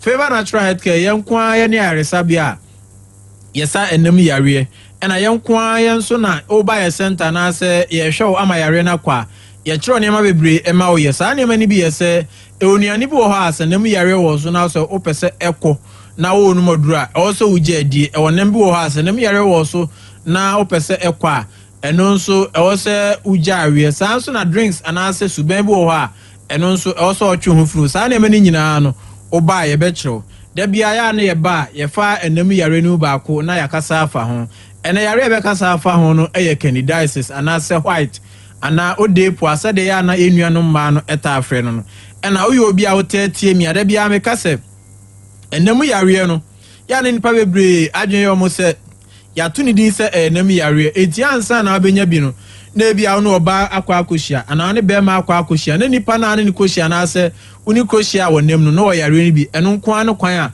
obetimi afa so enya bi me pa acho entesa ya hwehwe mu bebre yesua de bebre am yehu se yare no kra no se nya nhyiamu ana se nya sese nko ana obetimi afa so na wonya ena da bia nso me ka se candidates ana se white ne de eno kra de ema ne bebre nim se one have sex ana se oni be men hia kra obetimi enya every se eno no bacteria na de ba no o eni peduam dada se bia wanya oniema ye wantoto oniema ye na wanhwe osuban ne niema bia oye ya ebetimi kra afa so amonya yare no ena me ka se ekwan abetimi afa so anya wa abra no oba anase be men hia ese unye firi wo maami anase wo papa every say yare no mojamu yare ti se maami ni obi anase papa ni obi na ode wo akra na wo ma wo no betimi afa so no onya bi ena afi nso mo dware se wo dware nso eta ho so wo dware nso etene efini ne ma bebre wo ma yamfi ani hu eno nso betimi afa so no onya ena afi environment ba bi ekodware ba bi ekọ private ene ba bi change ye ho eno nso betimi na wafa so onya ti pa cho yo ba na wutie me man titru omuna ya na white anase candidates anase odepo ano eha omo pantu yo ba na wutie mi a edie be na obehu ebe kire se wonya white anase wonya candidates mpacho san fa number ni bi mpacho number no 0245 378 255 0245 378 255 0245 378 255 ade adi kan a ede adi wo ba bia ho a etwe na adwene se bia onya white anase wonya candidates a ye kan ho asem ye se ohu se ensuo bi egu no anase ensuo bi efri na seba na ensuo no enye normal ensuo a o se egu no e bia eba different colors ara se eba brown anase green anase yellow bi sa ibu okra ya na eba pampan eba ho anase de pampan eba wase anase de pampan ba oni paduan mu nyina obu ane de ntimba bebre odene nsewura na se a na eyiyi se akato anase cheese no ema ne bebre atam se orom ta aka se oye ba na se ensuo angu anase ensuo amfiri wase ama eno no che se onye oba na se no kra no wo hu sa ne ma na eya na wa wo hu eye den ma eno kra oba bia de o se ensuo gu kakra ba se ensuo ya me ka hu asemi de enye no ma ensuo a eba eya na sent eni echi anase enye no ma ensuo a eba oba bia nim se ensuo no na efiri na se ba wu so ye eba de e de pampan eba senso ni bi ka oni pedie no na amansansan abegu ase eba colors as brown as green eno de enye normal enso yare uyiye no so to nchen ya na nsansan bebre begu ase wo yoba eya na utitian ase eyode utitian na ase eyoya eya na nsansan ni bi kura timbeto ase ya mana ase kakarewe no utitian na emu yoya me fa cho yoba hu sa na mani nyina nam yare anase white anase nam yare ankasa na abauso no afenso eya na ojonso ntentem ojonso anu wase ehhehye opa ojonso anu wase eyoya ye o ma ne bebre ho ase jonso no kra kan na se wan kan ho ase de ya na eto mema no na wo yesa ajonso agun ho afi yare ne transo cha ebeto mrebe na sabi amana se kwan no ayekese ebeto mrebe oni be mehia na enso ni nyina ba abonten ebeto mrebe no na oni be mehia na ote ya opa na ne menses na first pa no na eba kama no na emaye de we first pa na esiban bi wokra be 3 months 4 months na ne menses no emada afi ebeto mrebe na awo kra ho ayere ne ama no se nyame ya na dom kra na se otimi nyinsan a achakra na ebia 3 months achakra na ebia 4 months na nyinsan no asai epa chominu ba wutie me se sa ha unyina bi wo so bi ekwana aba o ha na aba o ha na sa unya duro bi numa asa no abra se o ha na asan aba mesro da bia me ka se ye de ne de enam yare nko a na ye hwe enti se enam yare nko a de a na wo gidie se ana so pese otu anamo na ekwa mesro onya gidie na fa hye wa adwum se favor natural care for ibetimi aboa na ya hwe na afru so emfa hu ni yiye sa atena wo so emfa hu ni nododo a wanom emfa hu ni laws ahodo a waye emfa hu ni baabi a wakoni sika watua ne ka wabo se ogidie sipi na otu anamo na aba center na se ofre ye nko a ye be hwe ne aboa ne atuare na se afru so ama wo hu ato timpatron safa number ni bi me patron number no 0245 378 255 0245 378 255 0245 378 255. Etimi nua ba utie mi a entena ho ema enam yare enye wa hemfie no emoso entena ho ema enam yare no enwu ware entena ma enam yare no ensi wa wo ho kwan odi anyagidie na wafa namba na mesori afrɛ mi anase fitinya mi adno ekine kɔ no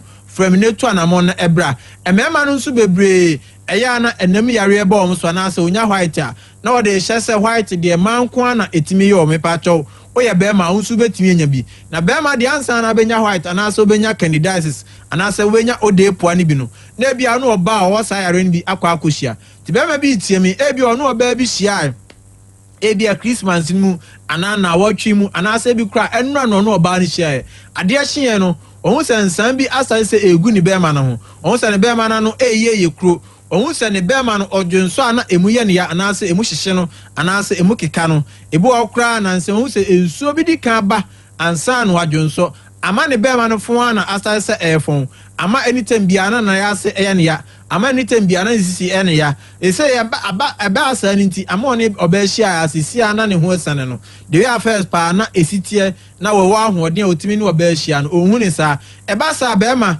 na do pe enu num no bi a wo pe eba sa na do pe enu num sa bia ni kwan sa wonum sa na me nyina nso etimi kofa how anase sunsun so bone ebro timpa cho oye oba oye bema na wutie me na yare friend say namu yare nko na wo so anase enu nko na etete wa mesrom nyagidie na fa ya namba no na me sorry anase me kasa wi afreme ba fa hye wa adwumu se favor natural care yare ayesa yare wo ho aduru yare betimi aboa ne ahwe na afuru so eye nam yare nko a yensa koko yensa pressure yensa diabetes ena yensa ulcer eye nam yare nko a ena ye hwe nso a onuane niema bebre a ye be kyerɛw amo atwe ho frɛ ho ye center ne oduase dot bola junction duase dot bola junction untimi ma ye do to do ba bia wo bia no ofre de do ni bebro eye adwuma fiti Monday ekopem Saturday efiti Monday ekopem Friday ni start adwuma anopa 8 o'clock na yapon anwumre 5 and efiti na Saturday nso ya anopa 8 ni yapon anwumre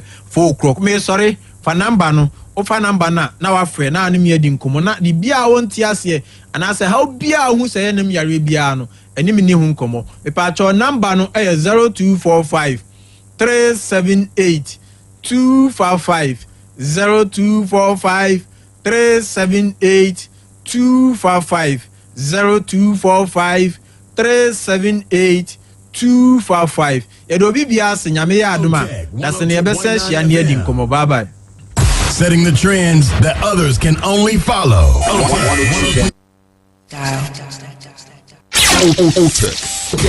Otec FM 102.9. Don't touch that dial. And sana lubinasha no manabo. And some no. Amuzu bitters. What's it? Amuzu bitters. Amuzu bitters. Apomode mapade eno ane hepa plus mixture. Apomode mapade eno ane hepa plus mixture. Hey, unia, Pavi, and the Plaxmox mixture no. Malaria dronana. Ani, say nam sa. Ubeje di sa menim wife nyina ye tested positive. Ya num bie no.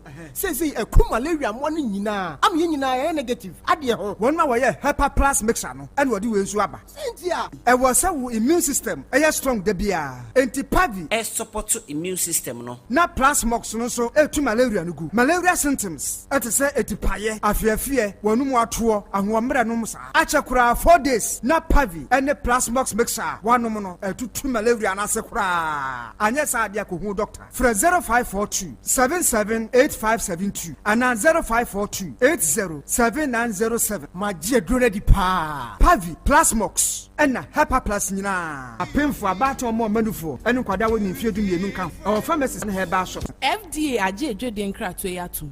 Hey, opani. Mashusha wache. Sap perfect series books here. Oma me koto obi ma me ma no. O wajajai. Aboa wo mo se wo to make kan kama. Wo kabrofo. Na nkontabu okra de ejajai. Wonderful. Mese Ghana for GAJ perfect series. Atumo no de jai. No de animdifo and a tre wo nwoma bia. Our crèche, nursery, any KG, books bia bi. And our science, creative arts, maths, RME, history, coloring, computing, OWAP. Nina. A free basic 1, equals basic 6. 6 English every basic 1 equasi junior high school ne ba ne combine so a owoni nyina bi English nom ane maths nom me say books bia ni ho a perfect series any bi na GS ane naka enso am approval enti obata bia nkoto bi mane ba na say we de school bi kura betumi akotu akoton am ni students o na eno kura de what boa no so say hwi wo mo sa set mock exams terminal exams and midterm exams at the mass school so a here wo mo a atufo nko aputu oja station ho a enkran danso man first stop any o mo ba bia ye tonton books bia for 0243 299938 and 0540 755 465 perfect series. Your world's future is secured. Amanfwe Edoye Heba Center dia di fufuro biabo.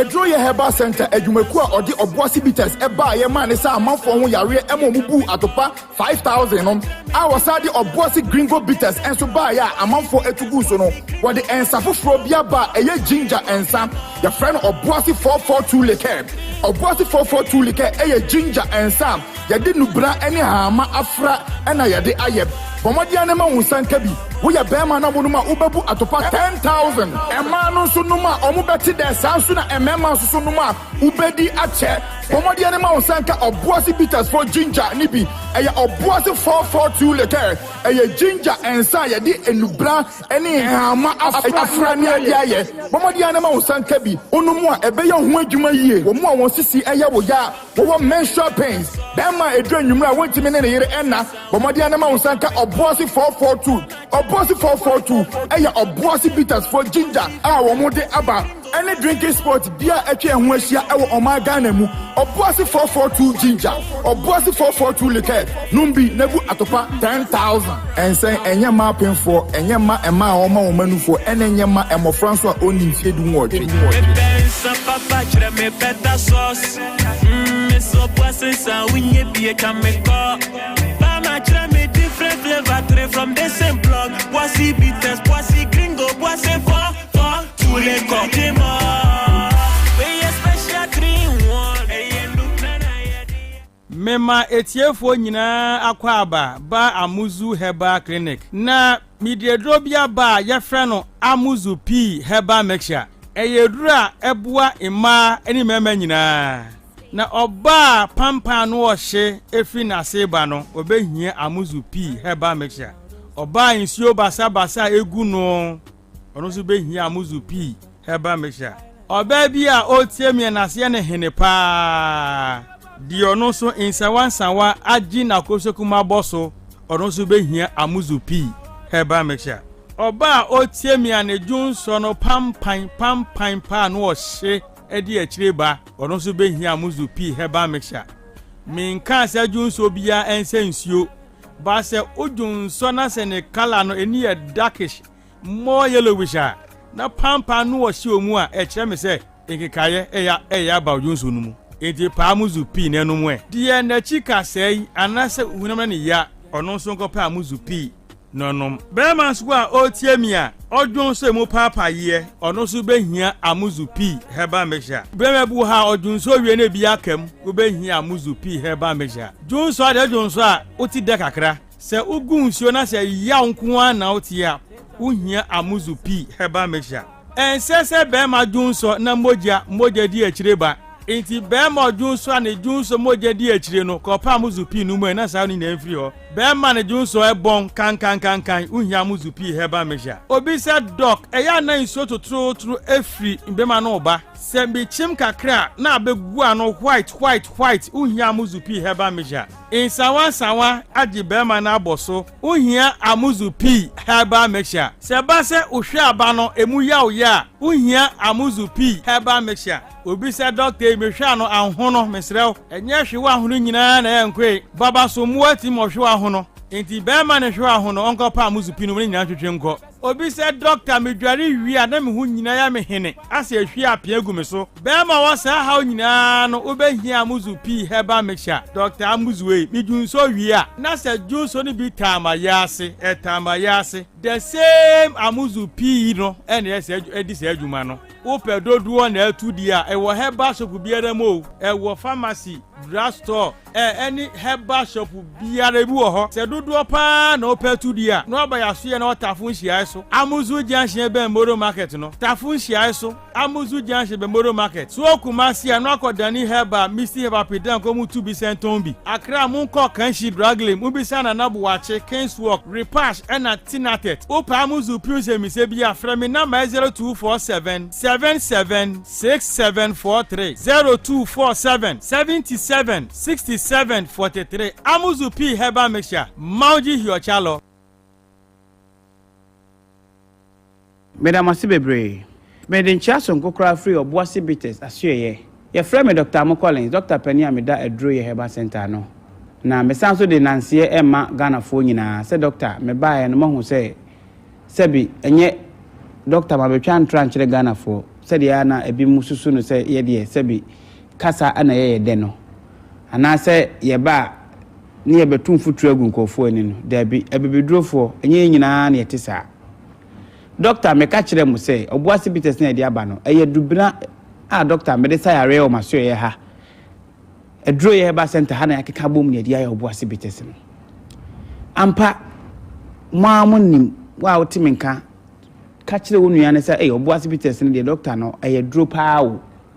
Say Ghana phone na atra ama radiada roma ma dru no kra no atra boda ayensa edie na mum ye de no yaye ne say ye de nubna no afransa no ana ensa no atwe no adubna no ahode wo dubna no nyina de aba nsa nim ana ye de aba famfidiem ana ye bubu de aba etwa so said ye first no wo fa bia na na bi konwura ma no tutu dua hine dua chi no de abehye bites no na onom na kakra no ana say utimi ko drunsini bi kra ho no ma wadro say draw eji fa ko she bites mpacha wati ase ha edro bi wo kra pa ye se ji ne konoa edro bi kra se ji ne fa ko so e edro bia ne na no wadro ana say de ye de so ano nti obosi bites ye no nso ano na ensa no etino wo de ensa no fradu bina eye adwuma pa obi a na ne yakwa no operation oboase bites nti onom ye no echai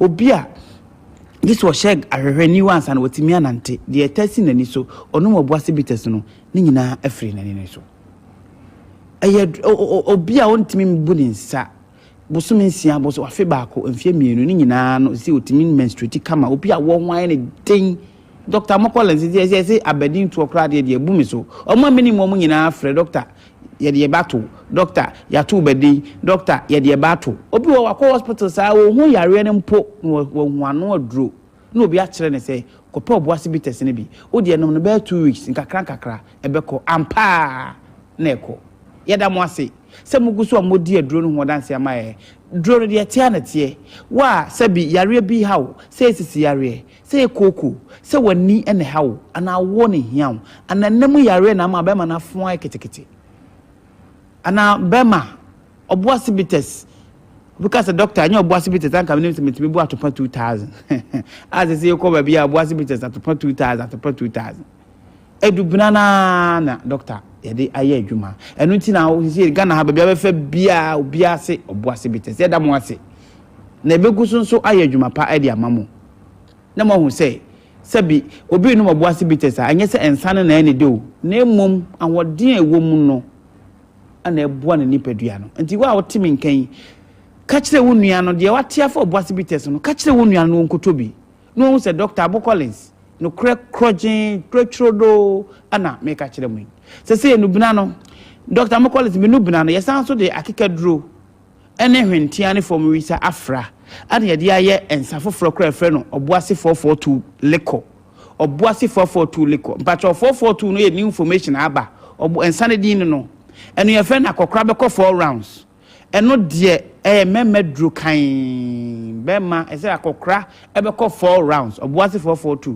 ye nkasa bebre ewo dwa so wo de okwa ase mepe obuase fo akekaduro nsa na omode aba ne bi doctor me ntwa ntro se de obuase bites bae na mo hu se eye dubuna no mesrew saa na obuase fo foto ne tie be ma wa ye mre wo mpam na se fe na akokora be 4 rounds na ya brand here dia ene wo be 4 no akọ 4 we are na the 2 na ede ha to aso obuase fo foto eye akekaduro nsa ba bi eton sa bia wo de okwa so pa obuase fo foto bi doctor wo ntwa ntro Ghana ha any Dr. Collins waka ya jedi ntiaba ma ebini entranwe anase ya obuase gringo bitters no dia ya na botton kete ya party bia eno na Israel no binana efra no ai kat me pe Israel ha bam enro ni bia eno se obuase gringo bitters ni nyina boa ni pedua no sebi enye ensa keke Dr. Collins medamu nyina mase ti okodwa so bia na se ni gieba babia na pesa wo yusu nsa pa obuase 442 leko obuase gringo bitters ana obuase bitters opiemu na ankasa na obehu sampa enubina ewo mu ankasa medamu nyina amase ensa na enubina shano manabo ensa ben no amuzu bitters wose amuzu bitters twaso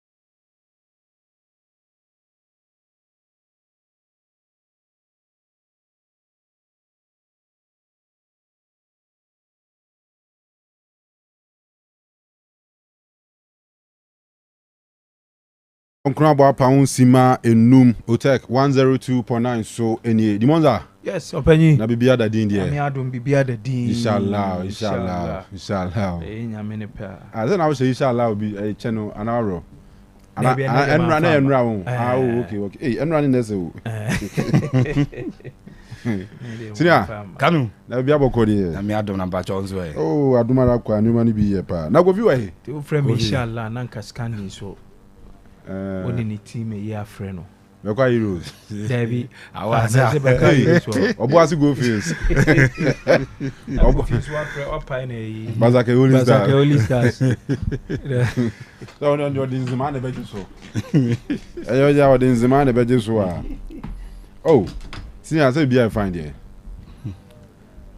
Bama I'm there no okay any mama prepare kani nana mza wa dia ana mkase woni mumie hai go feel abi okay eje radio adum di kan ahwe etosumienu enu mani bi da so ye ai da nyame ase onso de ne onu mani bi ye okay mani bi ye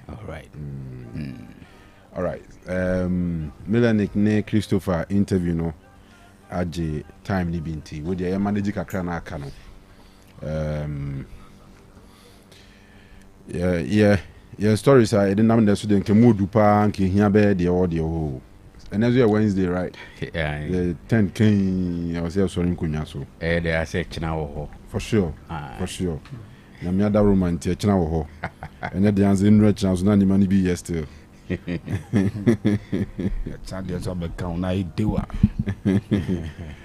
GFA APAO 3-member regulations review committee eno yebebaso GFA 31st ordinary congress no so much date then the afi ubakobi skandi congress nyame de chair yeah the award the congress is afi bi okobi nti yeah ena covid is o ni bi amuka nzen locus bia o nti me underground So which me acquire as a media person observer. Because last time maybe okay university, I na ye Kobe. As observers. But a baby to me so abase bia. Is it Omaya Congress? Omaya Congress no cry say mere formality be. Muko chancha wa GFA president can say boy match buses, match balls, match football boots near the no we first now Congress no.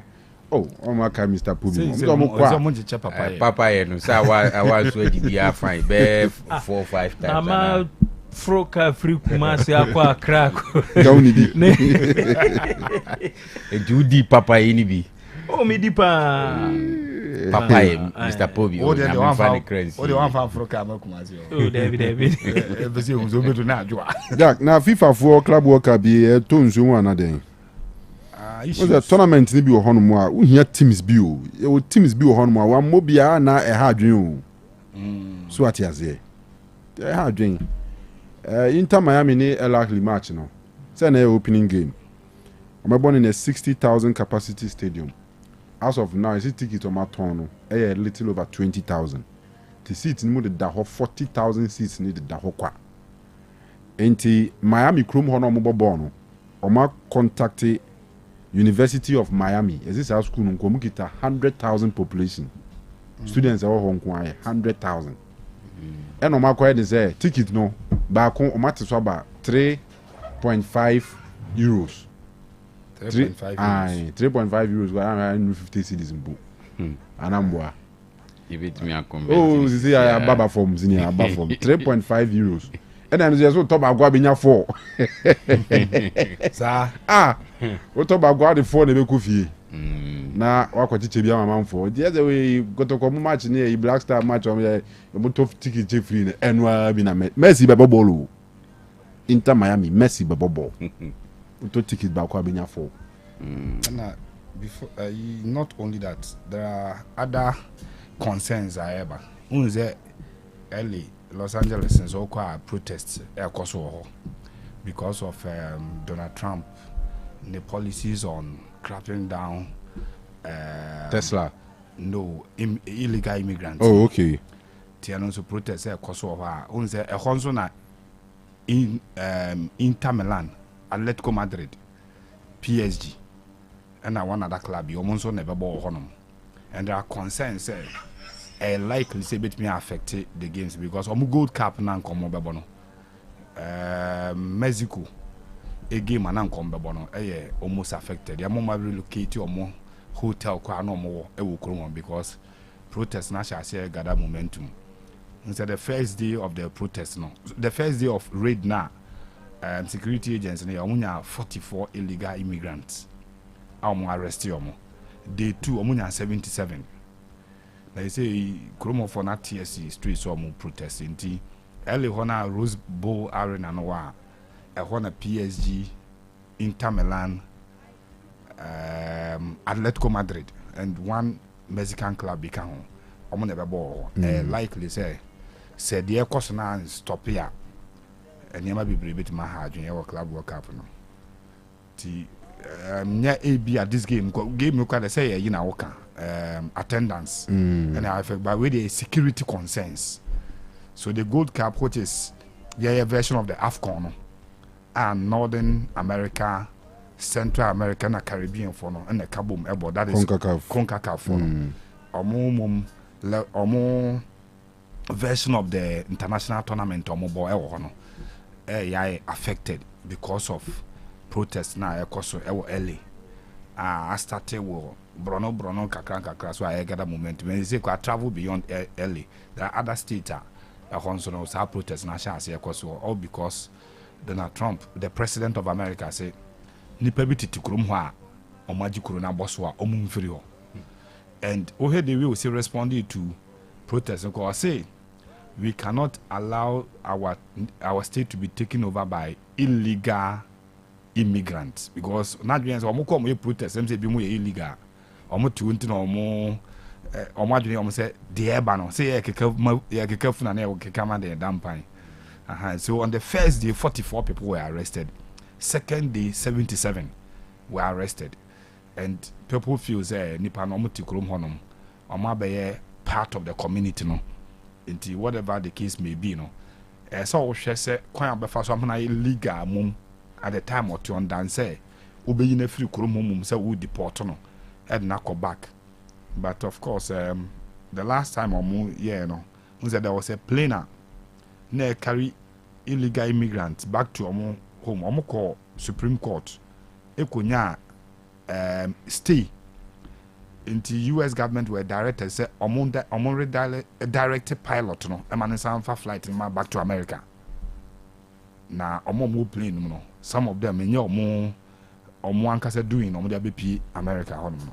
So there are legal implications to it but the security concerns what early say see a man for TSC street so a protest against the fact that president is nipa bi o ha come fa so ba omo krata sem no enimu obi wan so kwa no krata na emum awu instead of so be obekwa akọ review ana say obekwa akoye ho adwuma no onkoye nti ese oko renew rather onkoye ho adwuma nti ese yi omo nyina free kuromo no and while him Trump very hard and stubborn or setting an eye on something to do on found the America kuro nyina beka he wants to do it on yenwe a na honto no and on take QB from the first time no be there no I can't be in America for one that you say uncle once I'm reviewing by and I think say security concerns no you see there are 12 nations or they taboo at home so but FIFA is working out to make sure say countries or more participate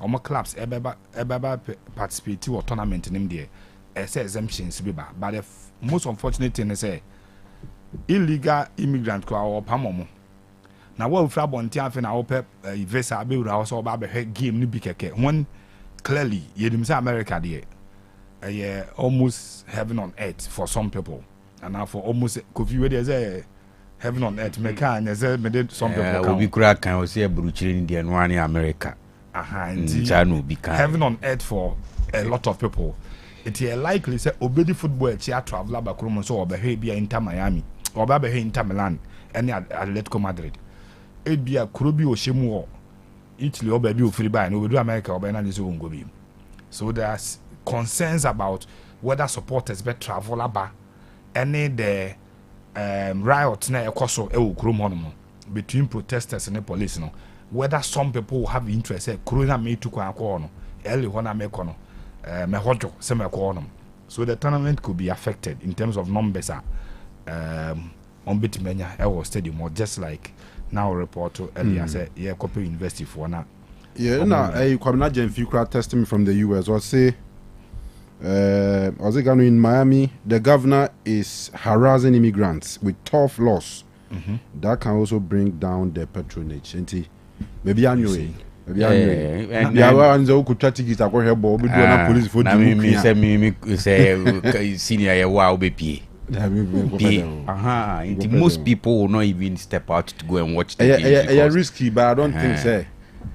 What do stadium also by her born now? You say, oh yeah, illegal immigrant into yeah, chill bedding. If you have such activities around the stadium one day.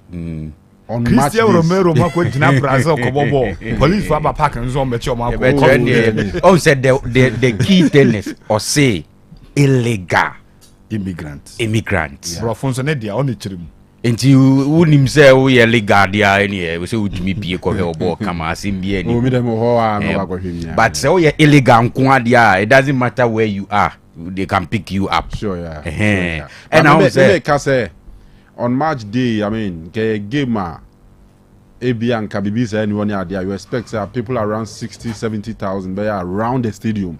You get it? Yes. People of all races. Hispana for Africa for South America for no. So Hispana for your mom can Spanish or more South America. Plus more free North America, more free Asia, more so it's very difficult to identify and as to carry out such an operation around the stadium near there. You get it? But the issue is if you are free train neighbor. So ha wo frɛ kyerɛ na ɛba nti kwan so wɔ baabi ɛbɛtuma impact wo frɛ baabi na ba bedru stadium na meka sɛ nti kwan mu wɔ baabi ɛbɛtuma ba wonya bedru stadium hɔ no deɛ around the stadium hɔ de obi antimi nya pa baabi a mo adru a mo pɛ sɛ mu twa kakra ya America de ne baabi a krom ha nti ga be take risk na me hɔ amekwa akɔhwɛ Kanu whether legal or illegal police for who say smoke ɛwɔ ayi friends scoreboard no one bet you be na omo ha nse ma mo fa no nkɔ no mo agye no nye bi na in America ko bi hu bi da yetimi chi obi o stadium scoreboard no yati musi o hododo ni a bet you obi omo ma ka se de bi ma mo fa no nkɔ am bet na free police ni nsem na kuroma kwa amra ba kakra bi a that time the then DCOP ko fi buache ne rank ntina mi su the then that time no Kanu sa DV7 no musi nkɔfo free omo wedding car mu DV ne tare car no ho we are rough on besi waje car no on a Saturday no say yem fa DV na ntikruma now things so DV so now so park before 6 p.m. by 6 p.m. I say we do baby awoko but time na ho no no miem we dan nkɔfo di enyem mra papa ntini asesa no enyem mra papa but said the TV a club world cup e ba so when the big boys come to the party mu be me say big boys in the game ya outside anka United na ebo a kofi said the obesa me biem as o invite o dead one kobo anka United na ebo a illegal immigrant for mo sha asase nyina bi pia kohwebo easy to boase on Monday ya day 16th on Monday 16th Chelsea ball Los Angeles FC Mercedes-Benz Stadium, Atlanta. Check it. Atlanta. Big match. But check it. We would check attendance ni Hong Kong. Who you see? Chelsea popular to America. If ya, third boy the mobile munu dia. Chelsea your numbers. O ma sheda di sloni na mu krasa aka squad ni ho. So inti we dey check numbers no. Big boys ni ba. We dey obehu. Okay. Inti Jackson mono. Oh, except big boys no. Sometimes a team no you see one thing I can also understand is America any football loving nation. What you say? Yes. More preference when it comes to sports. NBA American football ni ada you know. No omo pay no change soccer no. Omo friend soccer. Na the tell say Inter Miami. Uyi Messi edini free mo a. Asa. Against El Agri from Africa, numbers. So obviously they are affecting numbers. So for clubs like Chelsea, Madrid, money are there, numbers. But me the man here embarrassing Kakrama say, if for nothing at all, there is Messi playing. The name Messi, should be able to attract hundreds of thousands of people from around USA. Omo club World Cup no bi so a omahuna o abobo krum wa omahuna nti say you know nyemi fufuru bi amom anyway but mama yemra edi enimu na yemfa we insha say dimonza yes kotoko Accra for no circles na na kwam dan kwam akwa donation ama team no okay I think there is a video to that effect be yam mahwe how an embassy call but GFA no a 3-member regulations review committee comprising of Ura Fred Champon, Achi. Achi me huna cho since the mammy you know. Muni beam. They will be cry, I don't know, the mammy you know. Na now drew Safo and Gideon Fosu. Gideon Fosu na represent Division 1, yes. On the school. Okay. On team called relegation. Kings Palace. Kofodia for. Ti omiensa ena Emra Edibo Premier League Division 1 any man league one almost see na we are seeing the never be brace santi omo nkotena se na 1 or 2 bi omo fee say twam also almost san no omo propose amendments na fe omo ko congress a omo akoje atum the congress na nye de biem that's simple and then 31st ordinary congress of the GFA news be so August 12th the 12th August the Ghanaman Soccer Center of Excellence and our Ghanaman Center of Excellence. Okay, Ghanaman Soccer Center of Excellence. Pram. Tuesday, 12 August 2025. And our football people could share for Congress. 2 months time. I got 2 months. I know 11, all right. So it's not 12 into 2 months time. Hey, 2 months near August. October, November, December. June. Yeah, say we are 2026. Ada umbeso birthday no ba. Can easy san. Oh, that be asade na party kakra be amani pe divis. Ada na contempt. Ase dey be November na how. A contempt hey. Runs will try me do Easter view. This the we are salad to us. This salad we are with us. Yeah, ni man here kono. Cough. Light number. And almost switching.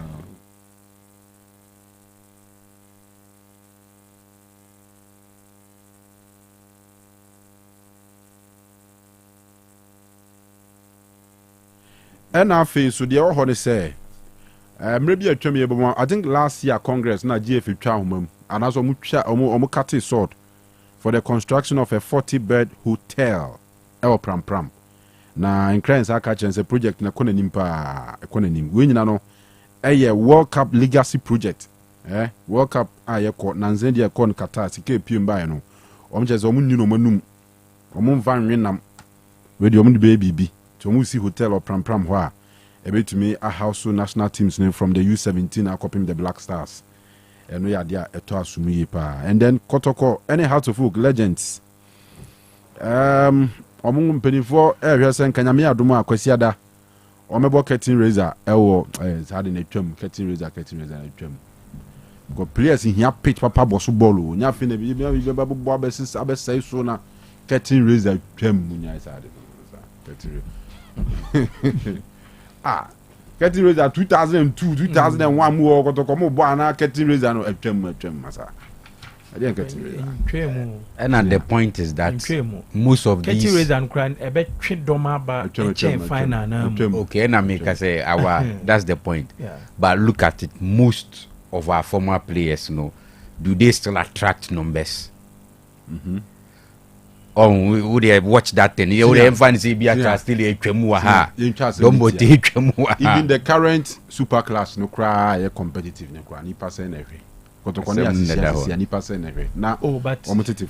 say ye na former players na bebo a obi say still a jinima obi wo nostalgic feeling bia so no betwe na ba me hu Afriki Joe your friend say Joe Louis ensu jinim imagine say house for a parade sami eji omo parade amankwa amreku a openyi ye nyina ebe kwa akohwe because ye kind those days na omo gi na omo na so a kofi na omo twe domba park no kakati razor no kra be ye de ache main game no because Kotoko ne your friend say golden cake there ebi kra ne ye kan say Kotoko ne askra say entimi yentimi nya even 40% capacity to stadium enti how much more Kotoko ni golden cake no credit say our players na ebe crowd na for me get free na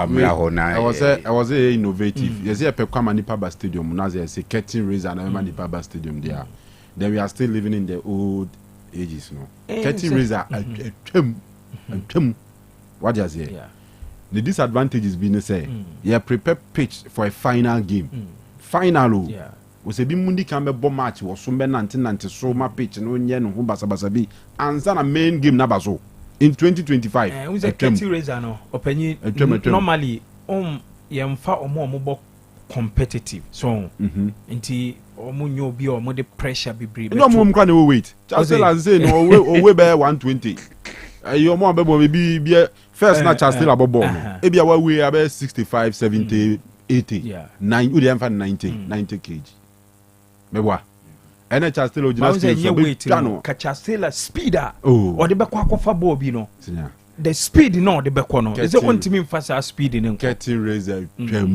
ba ye culture ne de opanyi ye culture ye culture nse say na park no kra nipa ma abrochire so mo bo a me van say Man City any Crystal Palace so right omo bo FA Cup final here curtain raiser park aboma kra me bi kra nya tikita anto but ye no ye ntimi nkonisa because say ball no mu amanfo nhwe Kotoko ne askra opanyi ye ntimi nya half stadium ne ma ne nye me fan say half curtain raiser is a bonny fan games as you curtain raiser na you see our we see you had yesterday that's very relevant ya ye bia several times we should say affect attendance but you se Kotokone as odi se bo ache yehu bibi se ache no ti we no be twe do ma ba unse organizers nso ehia crowd omu hia nipa bebre wo stadium to make a case for almost sponsors MTN so should have chosen because be disadvantage to Golden Kings but if it was Kumasi Ebianka numbers ya wo pay ka wo mre Kumasi no this one tio this one FA Cup final 2 Kotoko wini pe wanya akwenye ekobo CAF Confederation Cup the Africa game bebre Kotoko fu Kumasi ya enti attitude that supporters ni be show towards that game no be different from a normal league game. Kofi me hu Kotoko all good football or winning or beji league so still supporters in Nko Stadium. So do you feel say you just still la money don bote me never bobo amana for be. Amam for be. This generation cry you will be more mate Chastela or mate don bote but omu hu omu skills and there's no woman who's skill na omote ye no ebefe we kura befe ache normally ceremonial matches kura ya efe na say wan hu Adebayo mo ne yimo kobo bi wo no ebefa na di muja obia na unka bi mame obia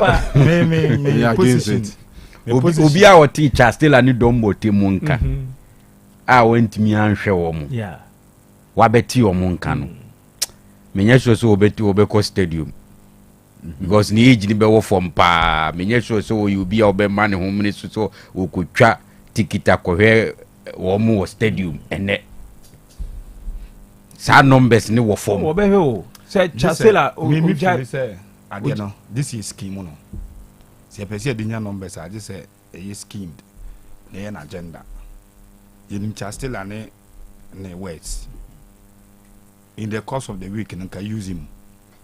Let some of them only don't but money those players still be on radio and try to say castigate one of those better words I made to use. And money made say I say omo that's way better than even players a bubble say Chasela a bit maka. Chasela a bit maka say has team on obi anywhere na ko she boot a bit na bubble.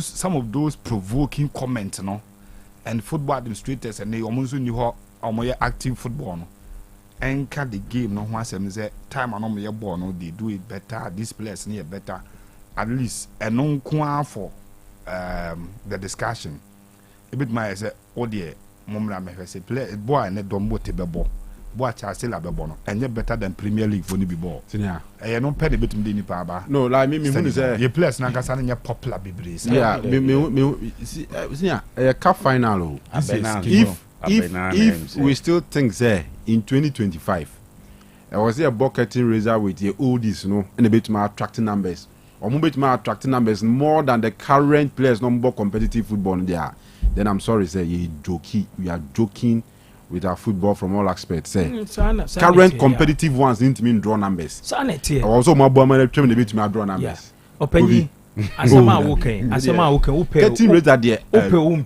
that is the reality no say your game no ya try bia en ton ya try bia mo try there here there here mo try bia na ya try bia it got to a time if it's about social media hyping the game meba Kotoko omu ye there na no omu nye Kotoko omo call radio by radio ekasa adakro mbe call radio by radio kra no ade beche numbers no unhu difference we know cheze ya tribe ya emfa no mo ye ayi kra ayi x de ne event Twitter de Twitter space openi ye game ya emfa space that is the me no ya adwen say if say eno na ye beyama nipa ba we are joking and no crane say we are joking that is the reality and no crane ni say nipa no enye we munti no ombeba because of the match me there I'm thinking say FA Cup committee no omo ya so odin kakra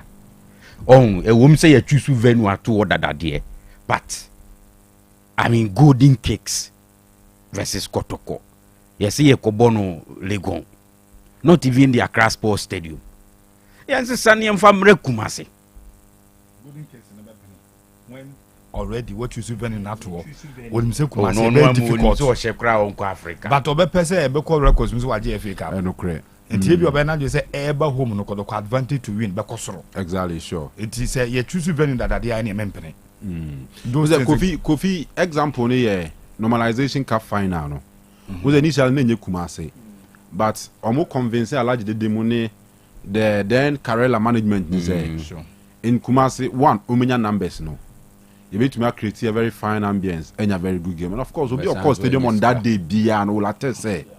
Even though na perfect there, but I mean venue no account to ye pa and Karela for na mukra enjoy game no.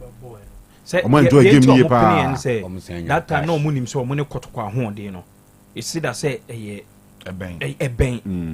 Nti ye de bakuma se kra ombetimi abehye koto and those times kra no Karela omo Kumasi na omo ha kotoko pa so but if you are golden cake no I won't support being support to Kofi asem ne say ya selective venue awie no yense sam family Kumasi but I mean the lazy approach of say yeah apply the old tactics na they be marketing razor yeah ma we no be born na be no when I G and Semuna sa chop akra na o Copa school for Kroma Philistines because match na nkasa no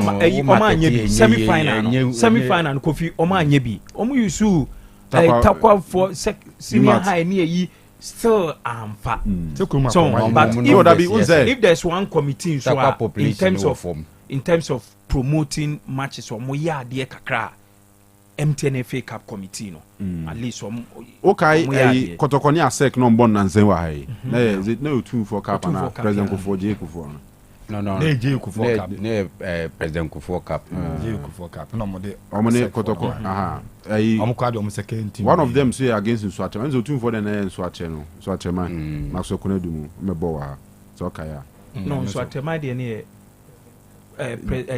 J Kufo Cup and I said the any 2-4 but I remember some do 2 there be o ase no be what they yam fa sec they what match no so kaya as dey no stance na nipa wo mpa o but free for about 99% because our mass one for one stance no gumbebre numbers na yam o our school for no one stand more than half no president cup a sec there no na your president cup kai so mo invite J Kufo no Akufo-Addo and so atemai de ne J Kufo oh okay good oh enti omu hu ze no ade no ye de anipa ma no ko first school for free no megum no Philistines no I mean that bombo come baby na we kra na we kotokoni golden cake no ye ka even kotoko 3-1 no musa lose you kra be say bibia o kra wo last Premier League game no mu lose 3-1 to Vision no and awa na wo kan FA Cup ya semi week nyine wo de we league no Sunday from Monday abepim ne dey no what from the FA Cup committee omo manim say bia because a game ne maso wo Kumasi ntin attention no but I mean Kumasi a lot of people will move from here to Accra because of Kotoko me who anything they've done my jingle MTN FA Cup jingle me cry ya send it biama me ake o say but and now masa ye LPM jingle sem no LPM kran so wa ha so and now masa ye jingle sem no mu ya masa jingle sem no ya mu nya jingle ni LPM ni nyina se chairman abefa Kumasi chairman abefa Kumasi o de emfa sem Monday to Wednesday be a chairman and committee members because Kotoko eson na omu base ni ye hanti abefa bi abe 3 days bi kura 4 days ansana ya konkraya onya sure say e betimi ya generate interest from here I think these people around the corridors of life have given up on attendance no Mama tried one person try bia if they may feel say enye de oba be Kumasi ena be ma de onye na just obe match na be kwa akohwe de obe kwa akohwe be kwa akohwe dada de onko ntina omo ne don ntina obe twam no akọ na be but Kofi point na no I think say bia anto amani pa bia adwenem bia amani pa bia adwenem and by cry na omo think deep about it because they minimum our FA Cup no 2 teams no e was share of the proceeds.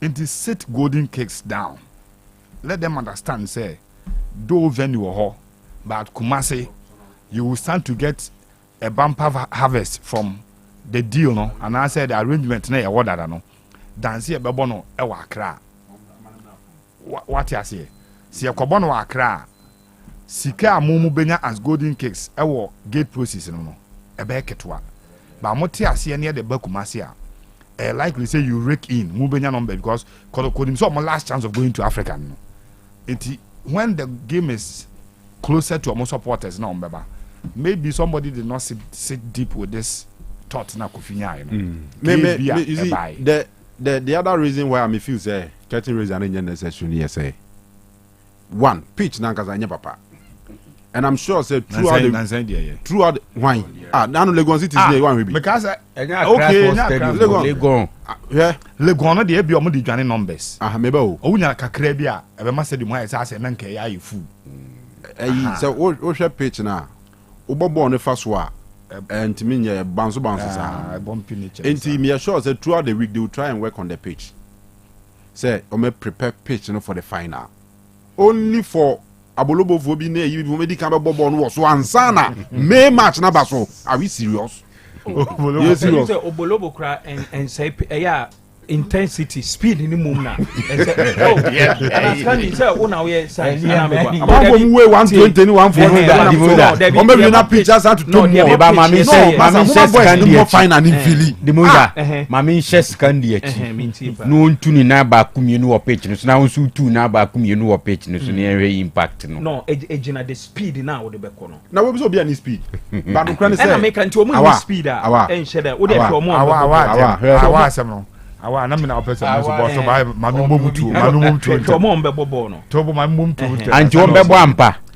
say e ampa say place ni bi beba with weight o modu a ene no kwa na o mu ni speed a e be say ade no cause ugina fa ako a wo di weight beto grass no so a chen say wonante koy and these are players are omu nyade omu betu America and you walking around baby one nam na no wo be wi no wa say again u chirem too much me say Kanu nso eto won kran ya prepare pitch say ye be boss final no ebi mu ni ka me boss so ansa na May match final na ba okay say Kanu kra de minu ye hu last year 16th August media ye call takwa ye ko bie TNA stadium na no uzo mbo catching razor yes old players no edu se kotoko ne media ma game na nkasa no start na pitch no baby kra I basa masa ma boys ni mo final ni fili aja tete Ablade Morgan Dada Domboti Charles Taylor Isaac Amwako Samuel Inkum Ebue Amos Frimpong Nieje Eric Donko Edrumande a openyin ko Edrumande a wa la Bawaleshi Park wono ombo Monday special ni ade wo Sami Kufuo no Bawaleshi okay Sami Kufuo enura kwa me say John Princeton ko bobi Emmanuel onko bobi omonko boy no bi na final no yema two teams no enya good pitch and most ball me mpese be duro na o ma se send titia so ya pitch mo enya papa da na ise nso to dia dia papa se be duro na pana emre and ise nso to and twa mu be twa mai kra cameras o mu de be kwa kutwa no kra ye issue dada na pitch so asa be ye basa na chese combination na 20 minutes kra obenya old community no population ma be kakra we should be looking at other means you mean to me I'm a fine and I successful na the old archaic system they be a cutting razor they be used to same old names is so or more bob years still but uze ko kimpacho kamo approach no kra na ye archaic more say because e kotoko e basic kumasi ntini yen alter the venue no me dem support you me support you there be anya cake there be the circumstance and I call it for special arrangement. No. Enya cake. You just change of venue. Oh, Kanu. Nanu ya me say. I mean cited CAF champions. Bekani no mo chepa. Bekani ne your friend say. Simba. Enya na CAF say nsu otowo Tanzania we ni ade wo mu change venue de call Zanzibar. Yi. Force majeure. Maybe no plan to no amunya tio. They didn't say so on the day of the match. It's over to. One say around that period. It's your talk. To me, at the end free Benjamin Parker Stadium. At the Zanzibar. In the end, it can be done. And sympathy as here. Swati as here. We've done it before. But since I no decided to say go on boy. This thing just came to mind. Okay, I say Kotokoni Go Stars. And our Go Stars ni Kotokoye Koye na numbers ni was ropa. Now one thing I ain't meaning free me, I say before the game, it is a chairman or being such a Benjamin. We organize the buses. It is a Zuba, KME, boss, on who organize it. And yet chairman solo. Obi cry, no, you do no busy chairman solo cry to ticket bear over 200. That the man call for. This is the time. Okay, so omo yes, I didn't make catch omo say, no ye, but Kumasi and Kasahano crown ya you numbers no. So Kofi, into omo so organizing, mobilizing Kofo because this is the only game a bit in the Africa Abromu Kumasi. How sure are you, say? Even some more organized buses need see your cry. Minya man from Kumasi to Accra. Why how mom call as a VIP na the best be through. Ozo munya bi mo circle we go back on the baby. Ozo back rather than going to be you. 3 bars 120 cities was save. Kotokokra to Obuasi here no. They saw you into Asem na Okano. So what they did was auto ticket ni mum dia no be for bus ni free. Because then the head ya in stadium ho na o kuntia. And me kai one of those Obuasi games no. And I say omo the ticket no be ka scanner we tuya no. Na we tuya and say no afro bus. The other question was am from from Konkran. As a VIP for the other no competing. Oh, say omo he was paid for na. The omo de call baby and say omo tua ho kanyina na. Oh, Charlie. The actually obetua, but you mom ko hebo na e ba befo. Ye dura safu de mo ma yen chia yi Otio festival. Unim no. Elle. Overdon. Yeah, Otio festival. Who drew you are VIP ho a. That 2M Express by. Hey, ne papa big man Otio. You know. Otio festival. Left say. Who drew safu a. What they also Otio festival. Heavy Alaji Mohammed Phobia 80. We Alaji. Hey, Alaji. Alaji. No money be there. No money be there. Good Malaji. Last week. Last week. Yeah. No money be there. Alaji so I no money be there. Hey, you quite what kind no money be you. Mantiana. Na murefi. All right. I know you're just one of the issues, but I want targeted then no more baby review committee now. Achimu committee no.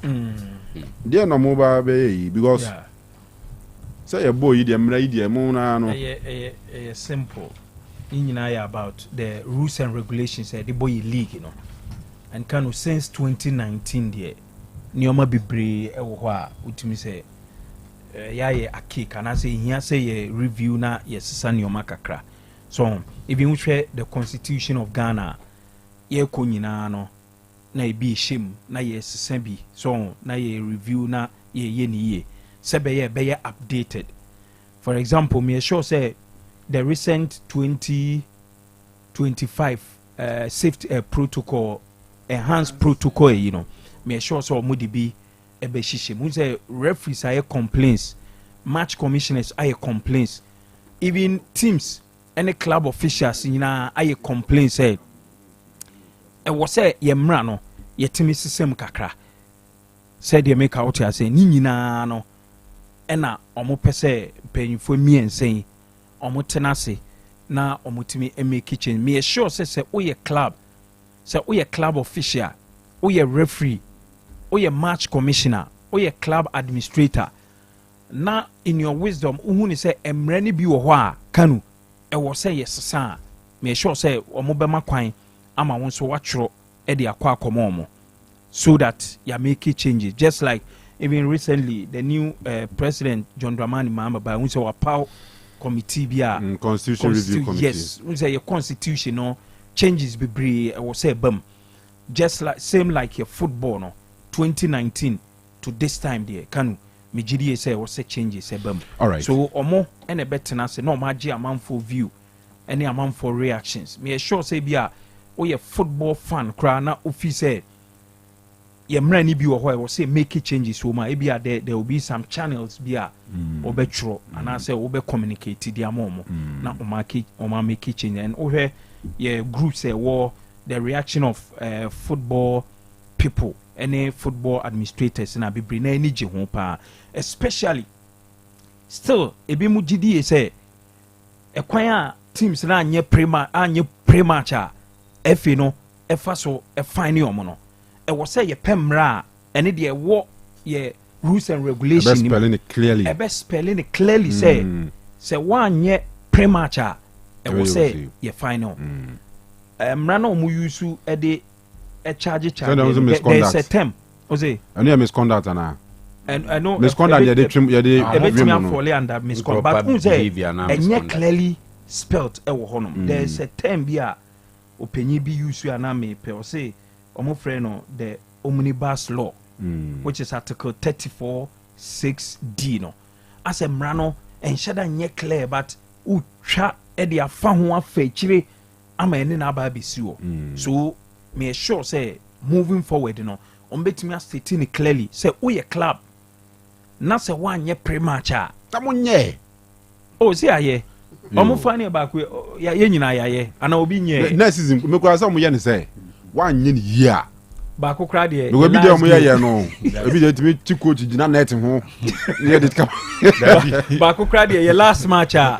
yɛ ni Rose Park beboy say Friday na beat me nti Saturday ɛbɔ bɛyɛ 12 ɛna me frɛ player ba born Saturday yɛ born Saturday na me de ne share corner baby na ɔde tu mu ho me de tu match ɛbɛ born 3 me de tu mu bɛ 12 na me use Scandi ɛde emoji sign bi abɛtu oh we just get more thousand sa constitutional review committee or Martin in England no o my ni say match day no Saturday ni Sunday enti kwata by Friday there so the teams dey making you say right after if you want before Friday morning training be say right after Friday morning training no ma ye omo de aka omo program ehia omo holding in highest team amori be kasa be 20 minutes best at yamana bam yamana sponsorship sika on TV right na mo sponsorship sika ehia mo angama mo edian bo season ya bi ehia by second trench number Scandi second trench number 20,000 division 1 F in the man division 1 say Access Bank no 80,000 per season and you can say 80,000 untimi for motu away matches cra but eje bi ni wonte beginess a em say omatua second tranche o say na omatua okay omatua send ya man say omatua ba aka say ye be confirm wo accounting media ma goalkeeper Felix Che a trade enti a wabra no gina so pa Africa wo mo ne Remo Stars no cheap penalties medium co Champions League mu da go come and so yakọ AFCON Chris Hutton amfananko what did you see na be call AFCON o Ivory Coast then times no match o temale nti me wona me nyakọ na foreigner man Chris Hutton last head coach and no catch him say my give you my best my yard season we keep on na one of decision I taking is like one of decision what the matter stand by say obi pra when I'm next goalkeeper be the referee but so say what take goalkeeper so jobu a ofo no beja no and ofo receive a leader and our leadership quality o leading your be o national camp wonti no ti wonti mi so nya ofo receive den o fi ama osisi bia ka tem say ofo ye like the team no nya playing time ti omo de na ko na like omla na onya team foforo already or kwa about be on repeating foforo man because anyway block camp on the lead na mka so on the decision now, not so na argument no. So I take it say I mean mini problem bia. Me show him good luck. Na me say yo 10,000 Christmas na wish me say I wish me Merry Christmas and Happy New Year. Me name family I'm so okay. Thank you. Same to you. Ensana lubina shano manabo. Ensa ben no. Amuzu bitters. What's it? Amuzu bitters. Amuzu bitters. Twaso. Right. But was obo ask the story oh okay fama na we come nyamo ba kokura so am boss na the story I just basisi na yam because Felix Che nsem we enyem I was in Wutu and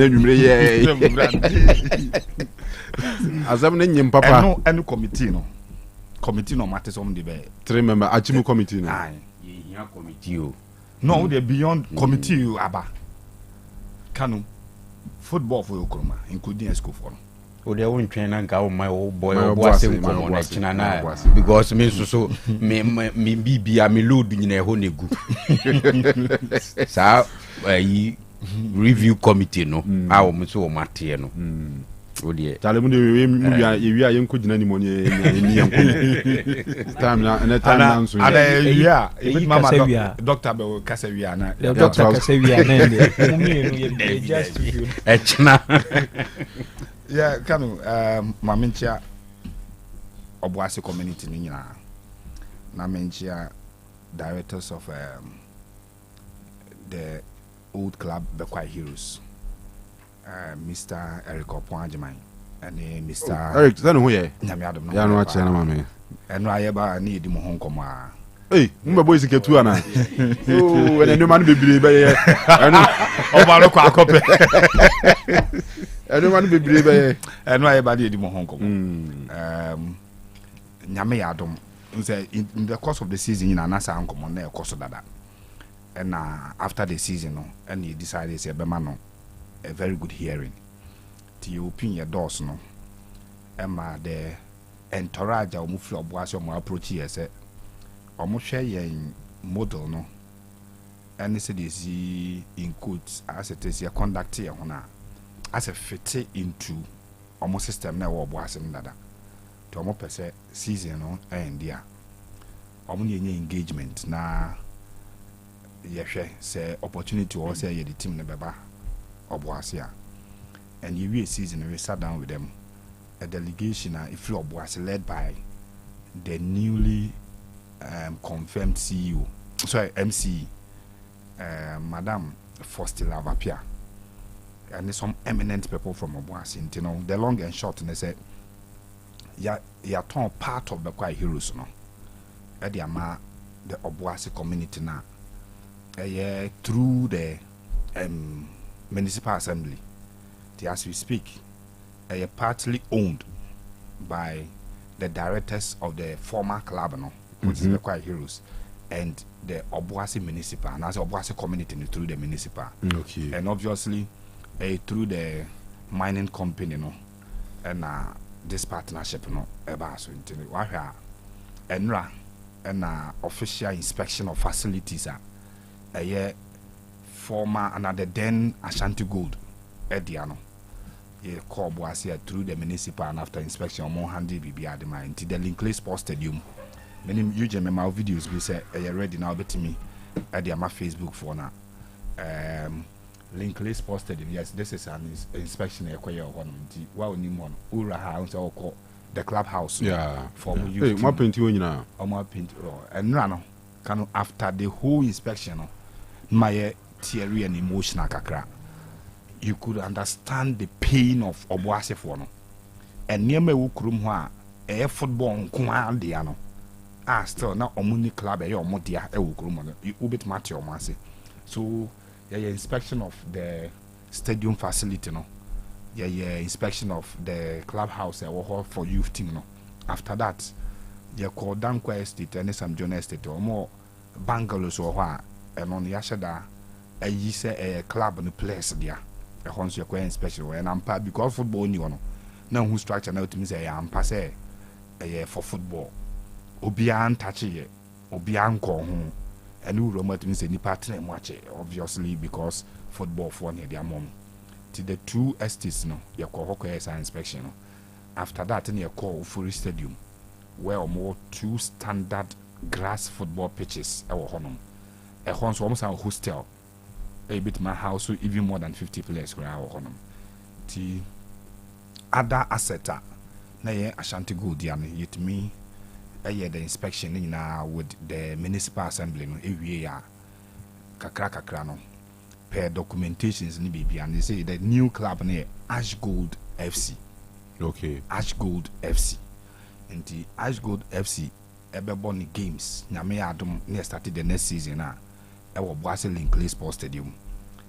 you benya access to Ofori Stadium and Ofori Park no where training any bibia a never koso players no any the new youth team you propose say best start at the account the Ashgold FC no which will be the Ashgold Academy and also no ebeba into force nyame aduma 15th of this month you be justify our boase Mofori Stadium on to make sure see benya players between the age range and age bracket of 15 and 20 years.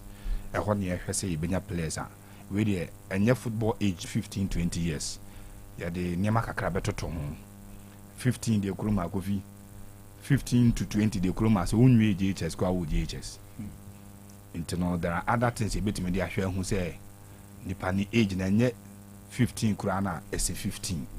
Enye de wo hu ni age na wo hwe na nim bi mu na wa say je wo hu achinye no because we purely for the academy. Ti won ko fa chiri mfa wo age nko bi ti ukura card 19 be hwe wanim na niam bi e say we nya 19 asem nya no bi sa ne okay nti so for that justify ne baba so nti from the directors of the Choir Heroes and the municipal Obuasi municipal your mama first love appear and so edi animu MIS inspections no me da community na say no so moji ye pa I would do 2000 me can just watch out I would do 2000 I would do yeah and na supporters na omona yeah omuka bi wo no mo ne den pa no e wo Obuasi na be share ye kwa no male grounds no kura twa na da ti omudi achieve for all the inspections here on and the welcoming hands say who yen say Obuasi for near ready to embrace football says I baby and season no start here me sure so be but before the season no there were other businesses and activities here by okromo just to keep up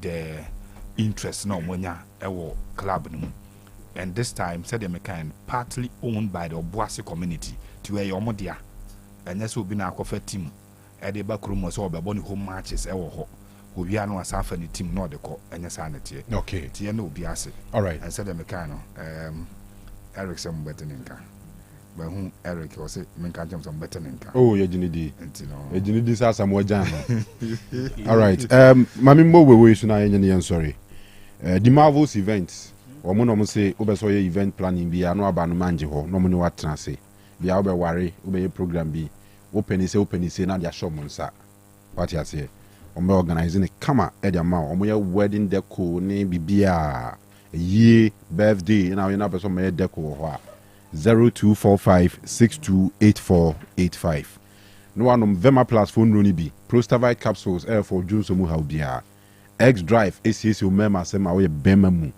Lito ebo bia nanum won kana fe ema no benum dinat na CC chimamu ha bia Ntubora Herbal Shop any pharmacy bia obenya bia to Olus Kitchen na 7 nuane pa bian papa bia pa bia di bia no ko Olus Kitchen aso ase SD asori da no ho a obenya bi pe bankuni tilapia ope catfish ope monia kese oba Olus Kitchen a obedidi ye pa Amuzu Herbal Clinic na dia Amuzu garlic bitters aba se eme solve ye problems nketwa ne akese nyina started tamaje honam na bosso ne o how bia wo ho ntumi na sciatic pains cholesterol nya ni nyina no eye Amuzu garlic bitters Amuzu garlic bitters ya no anum Clear Park natural mineral water sanse krojin Clear Park enye na de bia tunsu ton bia dodo bia pe bia benya bia enu super on ye ni yie Clear Park de mu ye clear na it's my kitchen say adwada bia ba ho a obeto catfish ni achewa aduane aka ho ukuada bia te se nne pizza Wednesday ntuto pizza okura me pon me fa to pizza ba ko ma gi 2 because me man name twamsa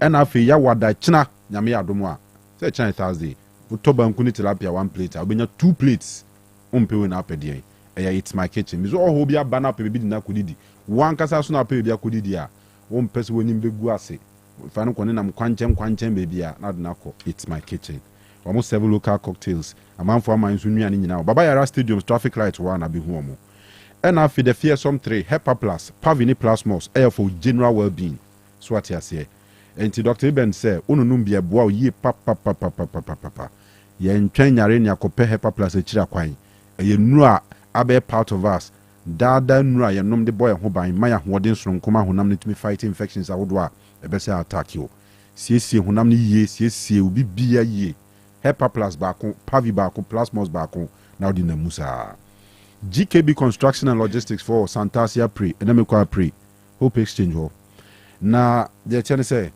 omo say adanse hu ne manchanse a de bodan so o pe fi a yesie wi asiesi mu a obenya bi ato o pe fi a yesie du ba bi a wa pese wo to aso a obenya bi ato o pasase a manso ni ho ato a no akọ GKB Construction no maso e Santasi Apre so atiase omo san so ton amanfo japade mo omo megaze bi a wo phone obaza oton afa komo omo asase fa komo omo from 0246 248 275 eya no akodi dwa ewo abapamo sanse ho ena dwadi papa ni nyina ekoso je na wohia tafo 3 miles sakasaka park ani wa oba kosku ase to provisions man ko ho o mattress anwene se opefofro fridge any other home appliances ni nyina eya abapamo ewo tafo 3 miles sakasaka park ani wa eya no atwa ejadu bites ejadu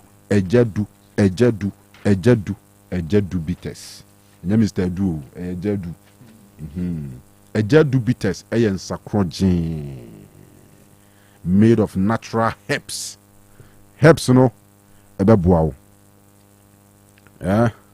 enti make sure say obenum ejadu bites boama otumi didi na siesie honam no so kama so atiase all right enya na wo sport any pabia mu eno beboa pa okay birthday ba kubi wa ha yayi nua se PKK yes Mr. Kwejiri no bibia ni Gold Stars Communications Director ne manta foi bema no ye Samuel Adepadua Kwejiri ena oba no ye Samuela Adepadua Kwejiri omo awoda enne na Mr. and Mrs. Kwejiri se PKK ni wife omo say yem wish omo mai very special happy birthday ma omo enti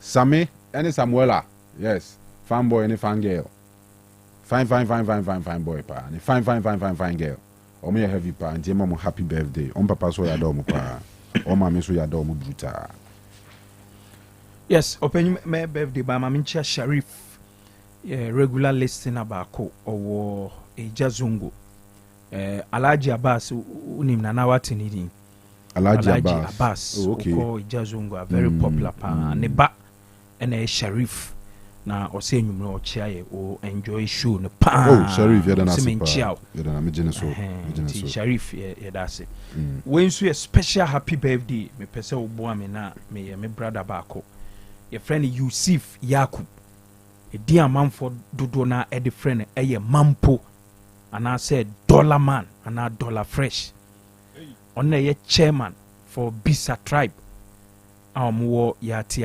Ejazungu ene ye birthday openyi kese pa openyi nioma ni bebre na ye for sure nioma ni bebre na ye Dollar Man ezegu no you can't convince me say any man Dollar Fresh ene your birthday ye we show happy birthday nyankopon emo ho ban oni wobusuafo nyina na omma onyini che amen na onkoso ampejaw na ye ni pakese that's right na oni mo se ne second wife awo nti nyame adoma Sunday we ana ye beye naming ceremony no ewo Ejazungu Central Mosque nti Scandi nyame adoma Sunday boabo ho opanyi kofila bi Sunday ye nyina ye ko Ejazungu Central Mosque na menua Mampo ne second wife ne ba wa won foforo naming ceremony no enkoso kama ti opanyi mewie ye man happy birthday ye man so ne wife no so afiri mu say na me aso ne kama ti congratulations to omu nyina anya abusua nyina